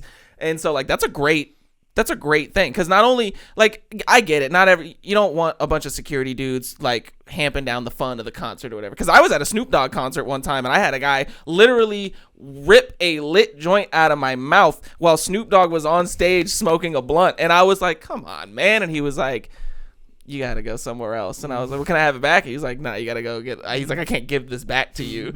And so I was like, damn, like that sucks. But it's also like, if those people are there, they can get in touch with the medical people. And so if they're walking through the crowd and they look down and be like, oh shit, there's a 14-year-old girl here, they could be like, everybody back the fuck up, get the medical people in here. But when it's like that, make a hole. Nobody even knows. Well, here's you step on something and you have no idea. You think it's like a lump in the ground. Yeah, this speaks to your earlier point and kind of goes against it a little bit with the cameraman, because that cameraman probably has a walkie-talkie. Oh, he definitely had a headset. He's got a headset. He's got some way to communicate. Now, whether or not he's supposed to just believe everybody that jumps up on his little thing and tells him this shit's going on is one thing, but to not even like investigate in any way or radio it in and just be like, I'm going to push you off if you don't get down. But I mean, there's no telling. I mean, he did call the security over to get them down, but I mean, do we know if afterwards he told the security like, hey, she was saying that there were dead people down there. You might want to tell them if they don't, the floor section. I just imagine the scenario I run in my mind is walking down the street to 7-Eleven. Okay. Just walking down the street. And somebody runs up from behind me, maybe, right? They just run up to me and they're like, oh my God, I need your help. I need your help right now. There's this crazy thing happening down the street and around the corner. Like somebody's getting murdered or something. I need your help. Like, what are you going to do? I'm not going with them. I'm not going with that person. No, like, you know what I mean? Way. I'm not going to investigate or any of that. I'm going to be like, call 911. Call 911, bro. I got to go. Like, you know, like, sorry, dude. I can't help you. You know, that's the kind of exercise I run myself through. And I think if I was this person and I have no informational knowledge about what this person's talking about, and now she's frantic, of course. She's watching people die, so I get it. She's frantic, which makes it even worse. You know, she's just frantically, oh my God, you got to fucking help me. There's people dying down there and this and that. You're just thinking like, yo, like, just back up. Okay? Here's another scenario. You're scared. Yeah, just back the fuck up. Like, get off my platform. Like, what are you doing up here? There's not supposed to be. You're not even supposed to be up here. Like, here's another scenario. Okay, you're stocking shelves at a grocery store, and a woman comes up, and they're like, "My husband is an aisle over. He just had a heart attack. He's laying there dead. I need someone to help me." And you're like, excuse me, I've got to put these beans on the shelf. Like, you're going to do what you can within your power because you work for that greater entity to find someone or fix some problem. That's true. And he was like, fuck that bitch, I got to put these beans on the shelf. That's true. I don't think it's a better example of what I'm saying, and it definitely is a good counter example, but not the same type of gig. I don't think that plays the same. Yeah, like it's a totally different. It's easy to just put the cans down and be like, let me just wander over to this next aisle and see what the fuck's going on. But with the camera, like, we're not just talking like a guy capturing the event. I think he was like a main screen like guy. Like, I think he was the one that like. His video feed is like live, so the people in the back can see what Travis is doing or type thing. I think that's what I think. I don't know, but as you know, you can't just put your camera down and be like, all right, but you could be like, you got going you know, and if it comes out that he did make some effort, then that makes sense. Because he could have been getting the security guard to be like, yo, this girl's got a problem. Like, take her down there and figure out what's going on or something. Yeah, it's tough to say, because. It's a totally different scenario in the same way that, like, if she says that he's, like, one aisle over having a heart attack or whatever, like, he just dropped, like, he just collapsed or whatever, like, there's actually something that you can do for him. You can go over there and see what he's like, and you can call somebody who can come and see what... The cameraman has absolutely nothing that he can do except for radio, whoever his radio's calling, which is not medical people. Like, not everybody's radios are connected to each other. Sure. So the medical people are radioing with the medical people, and the camera people are with the camera. So he can tell other camera people, or maybe security people. He's definitely got the event coordinators on his but there's no way that he's going to be like, oh, okay, let me put my camera down and climb down this thing with no ladder and look at this dead person. Here's what he could have done. Okay, he could have turned the camera and pointed it at the dead people. He could have been like, hey, buddy beside me with the camera. Point your camera over here. So then it's playing on the main screens. And then he's doing this. Hey, fellas, something's not right. There seems to be under a the pit assumption that eating you people. believe this girl, though. Once again, very true. You have to believe that people are this person, actually like dying. something's happening because Yeah. you. So they're then just you're in the a cameraman who's constant- watching Travis Scott stop things and being like, hey, there's a dead guy right there. Can you guys pick him up? Yeah. Let me sing to his dead body real quick. Get all the energy into the portal. It's that's why I said there's a lot of meat on this bone. I imagine the aisle guy, and she's just like, "Oh my god, my husband's on the next aisle, and he's having a heart attack," and she's like,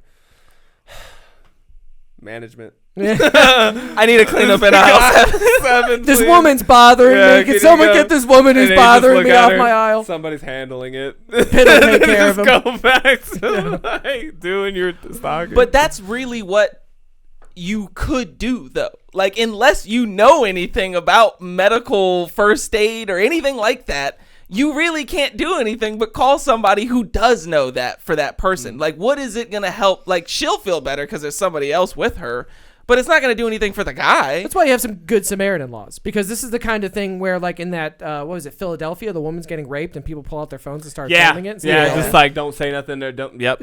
So that's, you could be held criminally liable yeah. for some of these things. Yeah. So if I'm on the other aisle and that woman's like, my husband's on the next aisle over, I need someone to help. I think he's having a heart attack, and I'm just like, someone get this woman off my aisle and go back to stocking my beans. I could be held liable. Maybe. I could have so. a. You're I not don't think witnessing there's it. no way. And then like Because Refusing- there's one thing if like you definitely get stand fired. by and watch somebody get raped or like murdered or whatever, And film but it. like if somebody just collapses on the street, okay, let me ask you. If I was somebody, doing something. I filmed it. I was gonna turn it in as evidence later. Like yeah, I don't know what it is with the filming, everything. that's like, just what you do. That's it's just what you just do. do now. Because you never Everybody- know. You might go viral. Everybody in that crowd, I watched most of the hour and some change performance. Almost everybody in the crowd is recording it with their phone. Yeah. But I mean, all I was gonna say was just that when, like, imagine if she had come over to that aisle and told you the same thing. My husband need help. We have to wade through 300 people to get to him. It's totally different. Like, maybe now you're like, well, there's no way I'm gonna get to him in time. And also, even if I did, there's nothing I could do for him. But these beans do need to get onto the shelf. And if I don't get that done, I might lose my job. And so, like, there's so many things playing on your mind at the same time. It's, like, hard to say. I love this scenario because I'm imagining being at one end of the aisle. There's 300 people packed into my aisle, and at the far end, I can see this man like die, and I'm just like, oh, like I guess I'll just go back to putting these beans up. But if you see him, that's my thing is we gotta true, you gotta understand see the him. chaos that is this type Concert, of event, yeah. right? Like I can imagine him being on his camera, and you're doing a very focus intensive job. You get a tap on your shoulder or something. You turn around. It's a hysteric woman, and she's like, "Oh my God, there's people dying over there. We gotta stop the concert and everything." And you're just like, "Where?" And she's like, "They're over there. They're right there." And you're like, I see 150 people in that area. Look, lady, I gotta do my job. Like, you know what I mean? Like, you don't have the authority to just stop a everything you're concert, yeah. doing. Analyze the situation. Where? Over there? This is where the there? 37 minutes come in. Yeah. Because if the newspaper and the police who are arriving on scene all know that a mass casualty event is happening for 40 minutes. Yeah. How does nobody stop it? How Like you does said, nobody stop it? I'm Yeah. not with that camera guy shit. I'm not with putting blame on Travis or the crowd or anybody who's also just in the experience, right? But where the fuck is the person? Where are the police? Like you said, if the Trying police to know get about into it the for crowd. 40 minutes, why didn't they shut the concert down? Why didn't the lead chief fucking lieutenant guy go backstage? Here's my badge. Shut off the fucking music. Everything's right now. done. Like, done. We're done here. Like, they do that all the time. Instead, they tried to get a ambulance into the crush crowd, which was then jumped on top It of. screams of appeasement to me. It screams appeasement. When we were talking about this earlier, right? Like the event coordinator. It's your job. That's what you do. He doesn't want to tell Travis Scott. He to shut doesn't. his- He doesn't want to tell Travis because he'll lose his job. There's a time. Like I said, nobody likes that guy. Nope. So I can imagine there's a time where he stops something or something after the show. He gets to the back. He's like, man, great show. And Travis looks him dead down. He's like, if you ever fucking stop my show again, I will fucking kill you. You know what I mean? Type shit. And you're just like, Roger Understood. that. Yeah. Like, you know, and your whole nuts have been castrated from you. So now you're sitting here and you're like, wow, this is really bad. I should probably stop this concert. But then Travis will get mad at me. You know what I mean? Type shit. And you're like, I better just try and handle this situation. If the cops and the paramedics and the newspaper all knew for that 40 minutes, I guarantee everyone who had a headset on that was working that event knew that there was a mass casualty event and that there were multiple deaths occurring. Yeah, occurring. And nobody did anything to stop it. And it's just tragic. You know, I mean, it's just tragic. Like, fuck whoever's to blame or whatever. You know, it just sucks because, like you said, these are young people, which doesn't make it more or less. It makes it worse to me. They had a whole life ahead of them. Yeah. And just to think, like you said, I have things where I'm just like, okay, like you said, you go to a protest or something and you get ran over by a car because y'all are marching through the highway or something. That sucks too. Like, don't get me wrong, anybody losing their life, that sucks. But at the same time, you don't really get sympathy from me, right? But here's some kids, they thought they're going to go have the night of their life. You know what I mean? Like, you think this is just going to be the best thing for you to ever experience. And it turns into this epic nightmare that we're talking about the people who are physically injured, but the mental injury too. Like you said, there's people who will never be able to go into a crowd again. Nope. No, never will be. I mean, I probably would be one of those people. If I ever been that, I'm like, I'm never going to get stuck in this type of situation again where I'm completely helpless, you know, just at the whimsy of 49 other 1,000 drunk, fucked up people around me. And you just don't, man, that panic and that fear and that, like, God forbid you fell over, all that. It's just, it sucks, man. For me, it's the claustrophobia. Oh, I can't imagine being like in the middle of the crowd and being like, oh shit, Travis is about to come on. Oh my God, I can't move. You know, oh, now all of a my sudden hands I'm are locked. up and I can't put my hands down. Dude, you know how many times I've been rolling in a crowd and I'm just like, oh my God, like, I got to get the fuck out of here, you know, and thank God that I was able to, like, you know, it was difficult, but I was able to shimmy my way or just excuse me. But there's also been times where I've been trying to get through a crowd and people be like, bro, there's nowhere. Where do you want me to go? Like, I can't go anywhere, you know? So I get, and then imagine that being just all around you. I want to just one more time. I want to watch that video of these people crammed in here. And this is pretty far back. I mean, look at that dude. That dude. There's one dude that's holding his phone that just epitomizes, just literally. Yeah. He's like got his chin up on the guy's back of that guy's Now back. imagine you're 14, you weigh 82 pounds, and you're in the middle of that getting crushed. And it's your first concert. Yeah. You don't even know what it's supposed to be like. And then that's your experience. It's just tragic, man. I had an experience where I went to a show at I think it was Tremont in North Carolina in Charlotte, and it was Hatebreed. My brother, I think it was like right when I joined the Army, it was like one of my first leaves when I was back. And my brother's like, let me take you to a concert. And he takes me to see Hatebreed with my friend Tim. So me and Tim, we go in to where the show is because it's kind of separate room from where the bar and shit is. We kind of go into this room and we see him take the stage, but you're crammed in with so many people you can't really see. I remember sitting there with Tim and the show starts getting real heavy. I don't even like Hatebreed, but the music's real metal, real heavy. And we start getting sucked forward. Mm-hmm. And I remember being with Tim and looking at him. And me and Tim, I'm like 19. He's like 19. He's way smaller than me. At that point, I weigh maybe 150 pounds. And we're just getting pulled in. Mm-hmm. And I'm like looking at him. And then I see in front of me like a pit, like a circle pit, like a forming. People going in a circle and just whipping their arms like windmills. And I'm just seeing the shit. And I'm trying to push back, but I'm getting pulled forward. And I will never forget, I see this guy. I think his name's Big Josh or something like that. Like, my brother has two friends who are brothers that used to work Tremont. And they're both huge motherfuckers. And this one dude who's like a piercing tattoo artist has like the big nose ring. And he's like 300 fucking pounds. And I just see him and he just starts windmilling his arms in a motion to where he becomes a buzzsaw. And I just see someone go and get buzzsawed by this guy maybe 15 feet in front of me. And I remember at that point I was like, I don't want to get jumped. I can't break through the 3 or 4 more people to get sucked into this, or I'm gonna die. Yeah. So I just started pushing backwards with Tim with all my might, and we pop out of the back after a few minutes of pushing back. We go to the bar, we get 2 Shiner boxes, we sit there and we listen from the other room. Yeah, right. Because I was scared to death after seeing that man get buzzsawed. Yeah. Oh yeah, I remember at, where was I at? It was like some Warped Tour concert, I think, and I was watching Attila, which is this Another metal band. Yeah. super, like, I don't even know what kind of genre, but it's like super metal screamo stuff.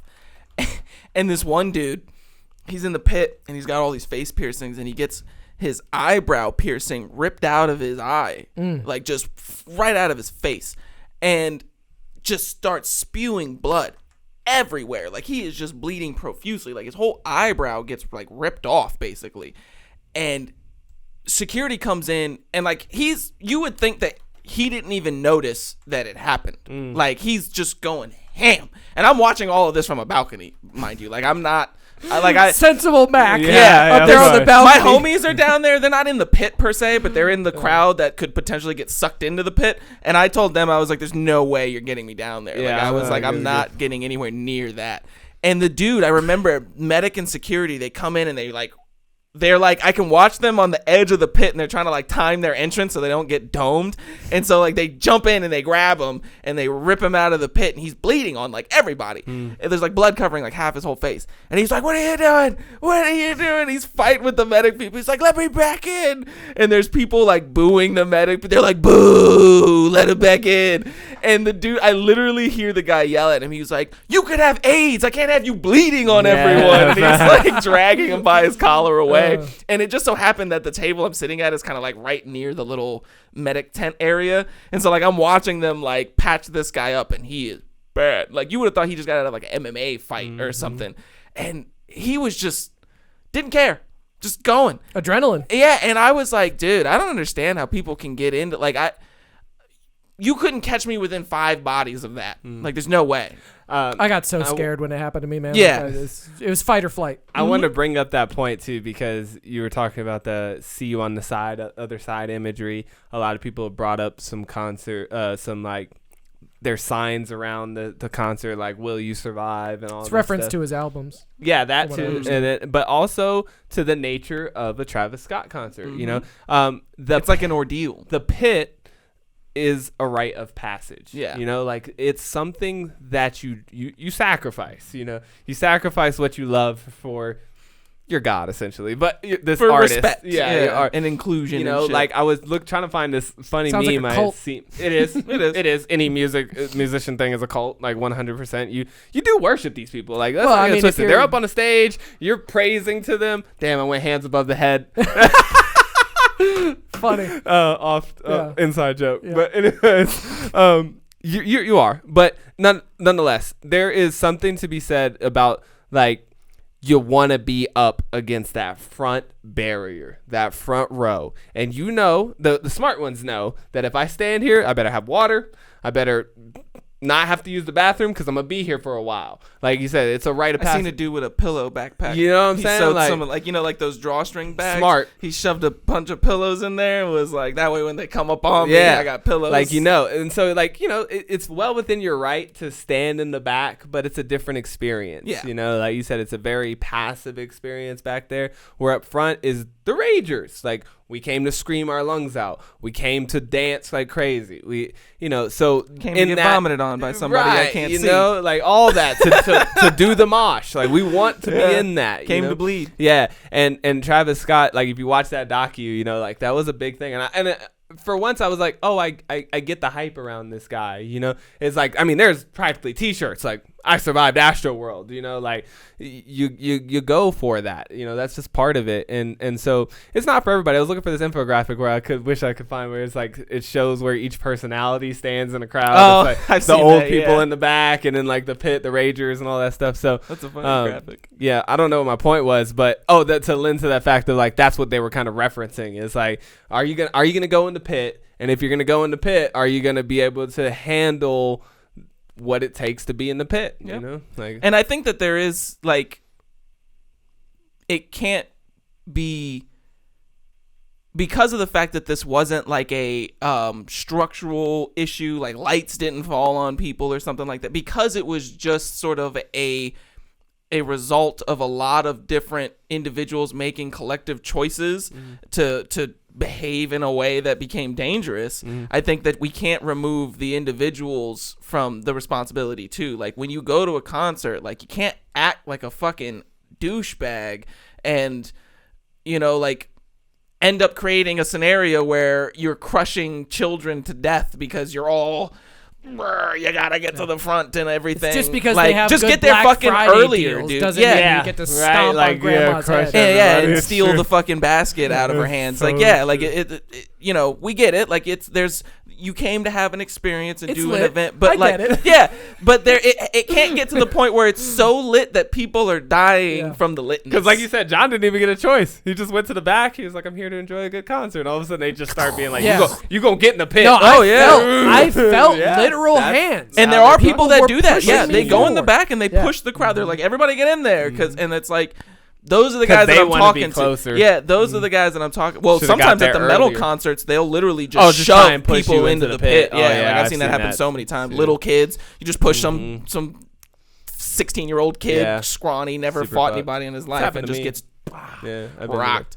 But I wanted to touch on something too about this AstroWorld thing. What do you guys think about his shirt? His shirt was two little like blue cartoon figures kind of going into a doorway, like a portal, and then coming out red with devil horns. So it was like showing like a progression of like come through the portal and turn into the red kind of devil thing. Thought that was really interesting. I wanted to find a I think I picture. saw it. It like zoomed in on in that video you were. Yeah, there's that you showed us, they show but, in the video the shirt as I well. want to still frame, but go ahead. I definitely think it's more creepy symbolism. I mean, like, let me put this out. I'm giving him the benefit of the doubt, right? Like when people, it's kind of like when people are sitting at home and there's a trial going on. They're like, oh, he definitely did it. You know, he definitely did it. I'm like, it's easy to sit on the couch and come up with all these like crisscross signs and things that you think are evidence, but then there's a difference to have actual evidence. So It's very circumstantial that he's wearing a shirt like, where it's like does die all and go this to hell. add, like you said, if it came out later that they're like, oh, Travis Scott, huge Satanist, huge into human sacrifice and all this stuff, I wouldn't be like, what? No way, Travis Scott?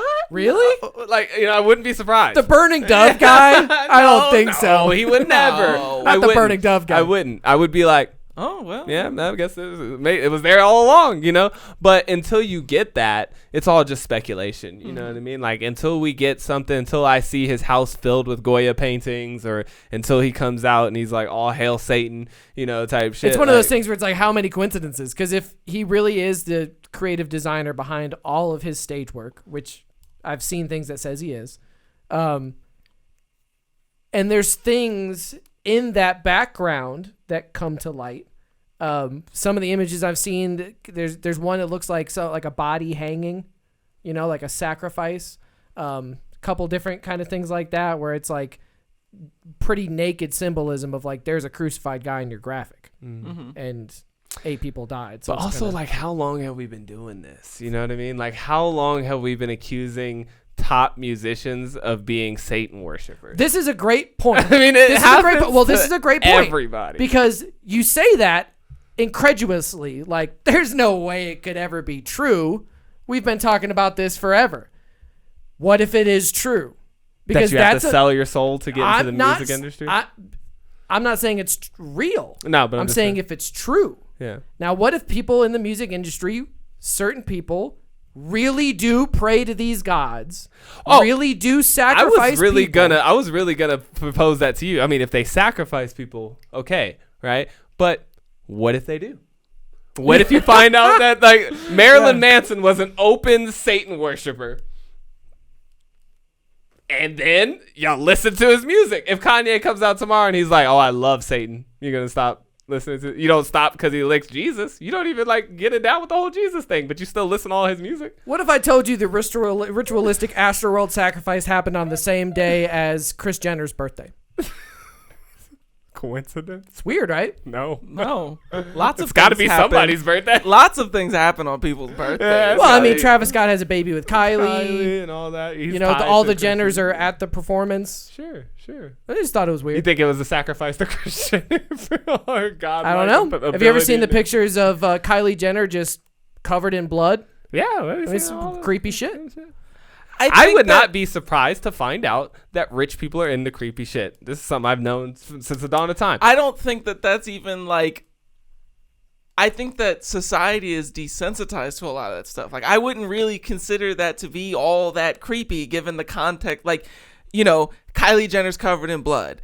You know, not Lil Nas X has a shoe with blood in it. Like, Travis Scott's got all these weird owl symbols. And I think people know about this stuff now and they think it's cool. And so they fuck with it. Like, you know, people wear all kinds of stuff and they have no idea what it is, but it just looks cool. It's just cool. And so, like, and secret society shit is cool. It's fascinating and it's really interesting imagery and stuff like that. So, like, I mean, I get why it's interesting to people. I play both sides of this all the time, but what I'm essentially saying is I'm not ruling out that all of this is real and all of this is true and that this is really some I mean, Satanist like, they might ritual be. shit. I wouldn't buy. I mean, and if you're a hardcore Christian believer, first I would say, what are you doing at a Travis Scott concert? No, But they're just the second of ones all, watching the TikToks about the Travis Scott concert. You're gonna be offended. You know, you're gonna be offended. But if it is some Satan worshiping shit, I mean, it's a religion like any other religion. You don't go around persecuting the Jedis, you know, for that follow the Star Wars Orthodox religion. Well, or they're whatever, not you know? tricking our 14-year-olds to a Death Crush concert. Yeah. Well, if they really do believe in all this shit. You know what I'm yeah. saying? Because, like, I mean, there's a difference between, like, if we find out Travis Scott had some agent out there pricking people in the neck with fentanyl to get his 8 kills for that night, by all means, like, let's throw Travis Scott in prison forever. But if he's into these rituals, you die at the concert, and feeds his ritualistic happy energy. about it Yeah, or he's happy about whatever, that. like, that's cool to him. You know? What are you gonna do? I mean, that's What are you gonna do? unless Stop he, listening to his unless music? he Like, I mean- murders somebody, then it's like you. I mean, you can say what you want about them as a human being, but human beings are allowed to be happy at the death of other human Dude, beings. like, don't pull me into fetish conversation, right? Of like the things that people get off on out here, Yeah. you know? Like there's more than other just Satanists who go home and just bathe in goat blood, and they're just like, oh god, it just feels so good, you know? It's creepy AF to me, but everybody's got their own flavor, you know what I mean? And if Travis Scott's flavor is devil worshiping and like that's where he gets his energy from, is like that dark energy shit, I won't go to this concert. You know what I mean? Like, I'm not going to get fed on because I do believe in energies and transfers and things like that. You know, it's not my vibe. But I mean, if you want to go to a concert, get crushed to death. I mean, you know, like, I mean, I just think that like people suppose all these things and I'm all to like what effect so we can cancel them. That's like, is that the end goal is like, he's a Satan worshiper, now cancel him. I think it's Like- more exposure to something that is secret or underneath. Yeah. I think it's more of like a. How come we don't go around exposing people for being overly Christian? Well, I think that Some people do. Some people do. Some people do that. You're right. Some people do I that. think the majority of like the current thing, the current trend is to be like, that's Satanist, that's Satan worshiping, that is ritualistic ancient religion shit. Let's point it out. I think that's a trend. I mean, that's why conspiracies are the hottest thing in the world right now. It's because not only do some people honestly believe it, but it's also incredibly entertaining to entertain in your mind that it could be real. It's more than entertaining, honestly, too. To me, it's a psychological behavior that's kind of destructive in a sense, too. It's what it is you're always looking for somebody to impose evil intention upon, right? Essentially trying to cast out your own evil intention. You're like, you want to absolve yourself from being a bad person or potentially evil person. And so you cast onto all these other different characters. Well, he's this and he's that and they're this. And I'm not those things. So therefore I'm the good guy. In the context of this, I'm the least of the worst. I'm not bad because if I were bad, I'd be a Satan worshiper or XYZ or that's why it's hard for people to understand or believe that America is behind 9/11. Mm-hmm. Because we want to be the good guy. They're 100%. Attacking us because of our freedom. 100%. We do not want to be the people who are like murder their own people. We murdered our own people so we can go to war and get the oil money. Agenda. Yeah, no, 100%. And it's just it's something you see so often in all different times. You see this in a Christian church. You know, like you can see Christians trying to point out other Christians' sins and fall shorts and everything else so that they can feel like they're morally superior, and it's destructive at worst and just annoying at best, I guess. But sometimes I buy into that. Like that's why to me I'm more into conspiracies about organizations than I am against people, because just tearing down one individual person because you don't like the type of symbology that they're into or something like that is like whack. I mean, now this is all assuming that they're not like at home sacrificing 40 virgins or some shit, you know what I mean, against their will type thing or whatever. Like that's a whole different conversation. But if it's just like this dude believes in this thing and I want everybody to know that he's a bad person for believing in this thing, I think that's kind of whack. You know, I'm more into like, what if it's let's like, expose corruption. Well, what if it's like the reason all of this looks this way and the reason all of this is going on the way it's going on is because he's part of the Illuminati. Like once you throw it into that realm of he's part of some society where they all do this thing, as opposed to Travis Scott is the mastermind ritual man who's doing all this, like it would make much more sense if he was part of a greater thing. But you'd have to believe in that, all that spiritual, you know, whatever, you know? Yeah, great point. Where that was my first point with this, is that we are a huge Christian, believe in God and Jesus and the Holy Spirit nation. So that's why I think so many people latch on to these conspiracies, especially when they have to do with Lucifer or the devil or Satan worship, because it not only ties into Illuminati, but it ties into politics. It ties into QAnon. It ties into all of the things like that have become the umbrella of conspiracy, where there's tons of stuff under that umbrella that's real and is really happening. So it's hard to sift through and figure out like, okay, is this Satan stuff real or fake? Well, we know that the pedophile stuff was real with all the elites. So, okay, and now we know that, you know, these things are real, but it's a stretch to then say, well, they were sacrificing and eating babies. Like that's obviously a stretch.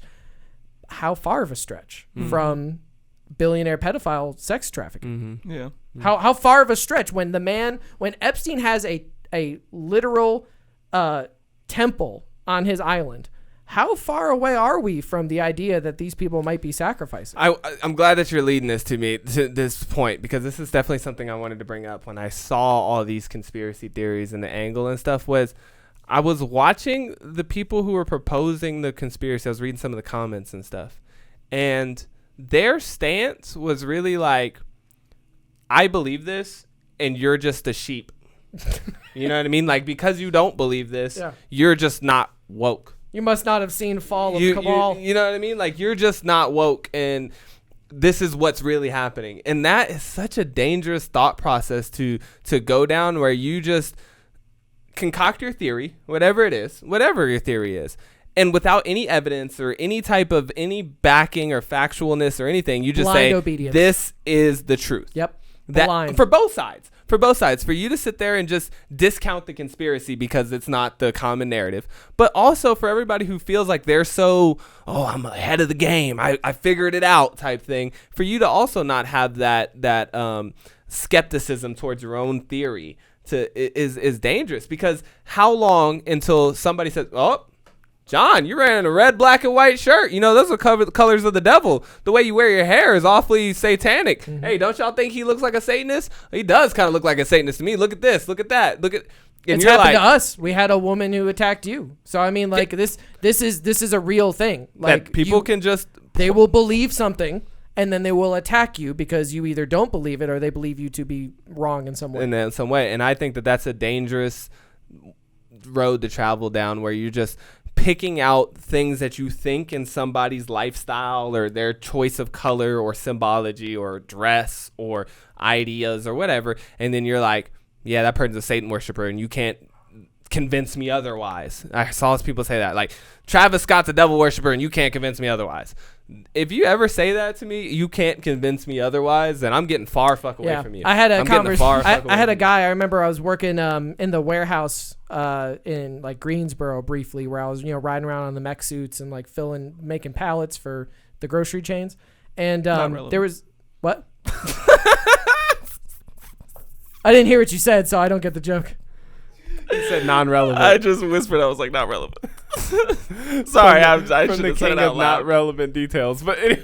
Yeah, well, it's a quick relevant detail because you have to work with a partner, especially if you don't have a headset. So somebody like me who was a scab fill-in for people who weren't there because of COVID, who actually did work there, I had to partner with a random guy.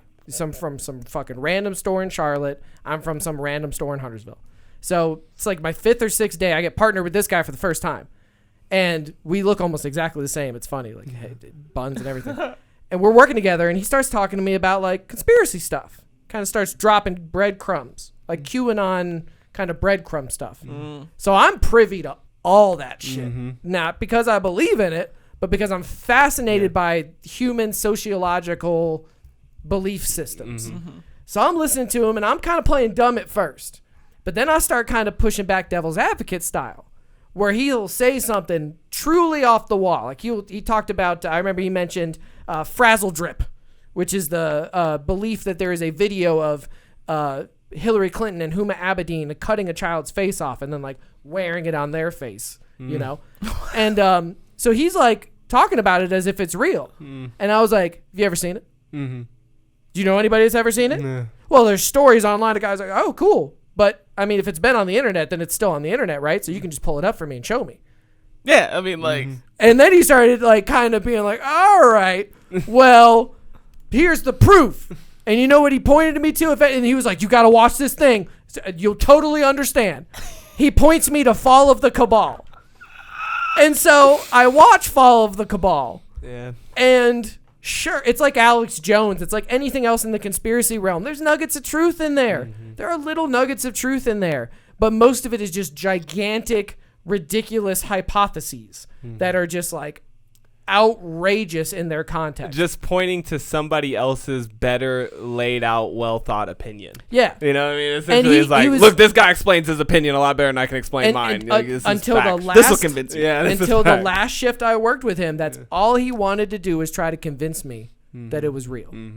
And I kept telling him, like, I'm not saying it's not real. I'm not discounting your beliefs.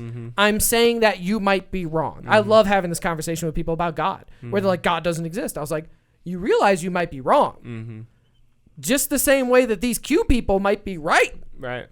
Like, we can't discount that. I live through all these opinions with that mindset, because you cannot come to me and tell me Hillary Clinton's never eaten a baby. You don't know that. You don't know that. I don't know that. We do not know that. You do not know that. Nobody knows that. Travis Scott sacrificing people to the devil? You don't Who know. knows? I'm not saying he is, but I'm not going to definitively say he isn't. But when you show me all the videos, I'm going to start asking questions. You know what I mean? Like, do your due diligence. You know what I mean? Looks interesting. It looks sketch. I wanted to bring up this question. I wanted to ask you guys, do you think, like, could you willingly offer yourself as a sacrifice?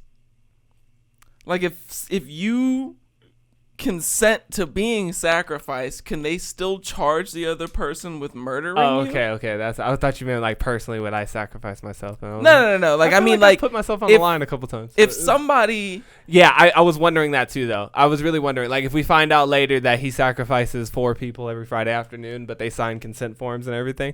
But there was that one person who got into trouble for helping people commit suicide. Jack Kevorkian. Yeah. Kevorkian. Yeah. But the right to die is something that has been, fought over in the courts for a long time. Yeah. And I think that really, it's funny because I think that you do have the right to die. Like, I don't think nobody can force you to live the rest of your life. But I think that I also agree with the state in the sense of, like, if you want to do that, you're going to have to figure that out on your own time and on your own schedule, like, that's like kind of a you thing. Like, don't don't try to involve the state in your suicide. Like you use taxpayer money to commit your suicide. Like you mean by suicide by cop or something? Or what do you mean? Well, no, I mean that would be one way that you could get around that system. But I mean, like if the idea that you could go to the hospital and tell them, I want you to kill me. Right. You know, like I don't want to blow my brains out or do any of those like really scary, like, you know, traumatic ways of killing myself. I'd love it if you could just inject me with like some cyanide and I could just die peacefully on this gurney bed. And so like people want that to be a thing that you can do. And I'm like, look, I agree that you have the right to kill yourself, but you have the right to kill yourself. Like, don't come out here and talk about like, oh, well, doctors should perform something on me to kill myself because that would be an interesting case though. Like I'm just imagining like what if you had consent? Like it's a well-drafted contract. Yeah. You had somebody read out every line of the contract to the person. You have all this on video. You have the person being like, I am willingly submitting to this. I understand the ramifications that I am going to die and I will never return, blah, blah, blah. Does that hold up in court? Here's the greatest part of this question that's really got my juices going, okay? Because in America, no. No, they're not going to let you do that in America. What about another country? Okay, well, what countries can I go to where they'll just let me be a sacrifice? Well, we'll take the sacrifice example. I want you to sacrifice me to whatever god or whatever. I've signed consent forms. Maybe you can't do that in Russia. Maybe you can't do that in China. What if you were in international waters and you created your own civilization? Do whatever the fuck you want to out there. Did you know that Ghislaine Maxwell, Jeffrey Epstein's madam, funded by Jeffrey Epstein and Richard Branson, has a project that was out in the ocean called TAID3I, where you could be when they asked her in her deposition, this was kind of what led people down the rabbit hole. They said, are you a citizen of any other country other than blah, blah, blah? And she was like, TAID3I. Everybody's like, what the fuck's TAID3I? So they started looking it up. Oh, it's just this thing out in the ocean, out where they have all their islands and shit, where it's like its own sovereign country. Well, in that country, is it okay to consent to being sacrificed? As long as you're not a U.S. citizen. There's no global law that's like, no, you can't do that. I mean, like I said, because, again, if you're in the U.S., right, and you establish this thing, the U.S. also has to acknowledge your sovereignty. Right. So if they don't see that as a sovereign... Oh, then they just roll up on TAID3I and they're like, out of the submarines. We're not doing this. Assuming you're still a U.S. citizen. Now, if you're not a U.S. citizen or you hold no other citizenship of any other country or anything... Who's gonna come out there? You know, nobody. Nobody's gonna come out to your island and fucking fuck with you. Hey, all my paperwork's legit. You know, she signed the papers that said I could sacrifice her. Well, I mean, it got me thinking. Interesting question. Yeah, it got me thinking. I was just like, well, you know, like,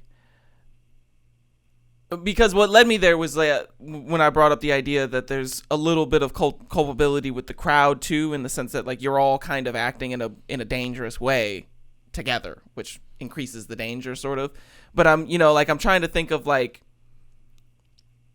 you know, like when you walk outside pretty much, or like into any gas station or building, like you're consenting. There's like this unwritten, it is written, but it's not like anybody makes you sign anything when you walk in, but you're agreeing to be videotaped and stuff like that. Like you just kind of accept that as you go into places. As long as there's a sign. Huh? As long as there's a sign. Yeah, there has to be a sign. Here's your sign. And, but I think like, I just thought about it, like how far could you take consent in that scenario? Like, could you, like, hey, look, man, like my sacrifices, like he said, I feel like concert, it'd have to I be might crush really you stout. Yeah. I think it'd have to, like, that's what I was saying. I think it'd have to be really stout judicial work done there to like be able to get away with that. But like you said, I don't think it flies no matter how many contracts you have. Or well, anything. I think they already tried that and everything too. Because for me, it's like I'm always about, you know, like I'm totally willing to let people make decisions that I would consider dangerous for themselves. You know what I mean? Like I don't see it as my responsibility to like protect people from themselves per se. And so I'm like, look, man, if you want to do whatever it is that you want to do, by all means, like as long as you're not doing it to somebody who doesn't want you to do it. Washington legalized assisted suicide with a law that took effect in 2009, becoming the second state after Oregon to have done so. Reject the practice 92, 99, 2005, 2006. Yeah, but this is like this is like euthanasia. Well, this is consensual homicide, essentially. So, I mean, I would call being sacrificed. It legitimately is consensual homicide. Like, right, but I mean, that's other types. Yeah, I guess even if it's a sacrifice, it would be like a suicide because you're doing it to yourself. So, yeah. Which is the same thing as like euthanasia or anything like that. But wow, so it is legal. This really went on a left turn there. We went all the way back to the ancient civilizations. We started at Travis Scott, ended in consensual homicide, you know? Like, was that consensual homicide at a concert? No. That's not what I was trying to. I'm just saying. Like, my takeaway is that someone is going to be held accountable in court, and Travis Scott will never reach the same fame that he has now ever again. I think this is his Milli Vanilli moment. I think he's going to be even more I'm going to take the inverse of that. I think he becomes more famous. I think it only raises his stature. Maybe even, this is a counter to the point that I said earlier, but I just felt like playing devil's advocate to you. His ticket sales go up. You know what I mean? Maybe it adds to the allure of this, like, will you survive kind of pit mentality of, like, it's that vicious that we could die here today. Like, people like taking risks like that and are adrenaline junkies. Definitely don't think anybody gets held accountable. And it's just, it's a sad tragedy. You know, in my book, it goes down as an accident, essentially, you know, and it's sad. And also I'm predicting the overcorrection of the whole concert industry. I think I would agree with that point. Yeah, it's the one point I would definitely agree with you. Yeah, I would not be surprised when I go to a concert and it's just super lame. Like a football event. Like, what's your seat number, sir? Okay, right over here. Lame. I want to get crushed to death. I want a certain I want a certain level of crushing. Like we said, like there's a certain level of crushing that I do want. I don't want it to get out of hand, but that was a part of the sauce. It's like when girls like to get, kind of choked when you're having sex with them. Mm-hmm. Yeah. Like, obviously they don't want to get choked to death, but a little bit kind of turns you on. So, like, I could get that. Like, if you're a concert person and you like that experience, and, like, you kind of want a little bit. Like, you want to feel the crowd. Like, that's to be. And that's kind of, that's what for me personally, that's why I think that I don't enjoy concerts, even though I do love music, and it's not that I don't enjoy concerts. Like, I'll go to concerts, but just not concerts like this. Like, for this type of music, like, I'm not really a big Travis Scott fan. But if I was, I still wouldn't go to his concerts. I would just listen to it on my devices and stuff like that. But, that's more, like, I don't get anything out of the concerts, But people do. People love being in that, like, crowd and, like, the whole sharing of the energy and all that stuff. So, like, I can see how people are like, no, don't. Like, we don't want people to die, but I kind of want to get crushed a little bit. Like, I want a little bit of crushing. Sharing a little bit of that demon energy is what they're doing. Yeah, a little bit. So, and I mean, as far as, like, the responsibility and everything, I think, like you said, Rod, it's unfortunate. I don't think it's necessarily an accident. Like, it's an accident in the sense that nobody intended it for it to happen. But after a while, I think that somebody was negligent. Like, the people who were running the event. I mean, not Travis Scott, obviously, but, like, the people who were running the event and whose responsibility it actually is to make sure that those people are safe. Those people I hold responsible. But the concert thing, like, for sure, there's going to be some changes in the security at concerts, which I think is a good thing. I think that there's been way too little of that. It's gotten a lot of lack. Especially for the fact that, like, you have children at these things. Like, that blows my mind more than anything else. Like, if you had told me that a bunch of people 18 and up had gotten killed, like, it'd still be sad and, it's, like, unfortunate, but it's like, hey, like, you're adults and stuff like that. But, like, children in these kinds of environments, like, I just don't see the draw to that. I personally expected there to be more younger people dead because of the whole Fortnite Travis Scott connection. Well, because, like, I had a friend who was going to do, like, a really dangerous hike. Like, multiple people have died on this hike in the last 10 or so years or whatever. And she was going to take her newborn. And I was like, I think that's really dangerous. Like, for me personally, like, I just don't see the benefit of having the child in that experience, because especially at those young of ages, like, maybe 14 is a little bit different. Like, it's like a concert to a 14-year-old can be a cool experience. But maybe not a Travis Scott concert. You know what I mean? I feel like we have to take a step back, not just in a like practical logistical sense, but also in a cultural sense, and be like, what exactly is it that we are taking part in? You know what I mean? And what are we exposing developing minds to at these events? You know, like, I definitely wouldn't want my children listening, like 14-year-olds listening to Travis Scott's music, let alone going to their concerts. You know what I mean? Like, that just seems like a little bit more outside of their age group than I would be comfortable with at that stage. What like if they were 16, 17. Hey, what if they're holding his concerts in Minecraft? Yeah, that's weird. Like, I mean, like, do they bleep it out or whatever? Like, I mean, he's literally, like, he talks about some pretty graphic stuff in his music. He's on the radio, so, I mean, it's no different. Yeah, but I mean, the radio bleeps it out. I'm sure they did in Fortnite, too. But yeah, I'm pretty sure he wasn't up there like, fuck, bitches, smoke, crack. Yeah. Like, he was probably a lot more toned down, but he was, that's the thing, though, is like, they're targeting the children. Yeah. That's why would you have concerts in Fortnite if you didn't want 10 and 14-year-olds showing up to your concerts?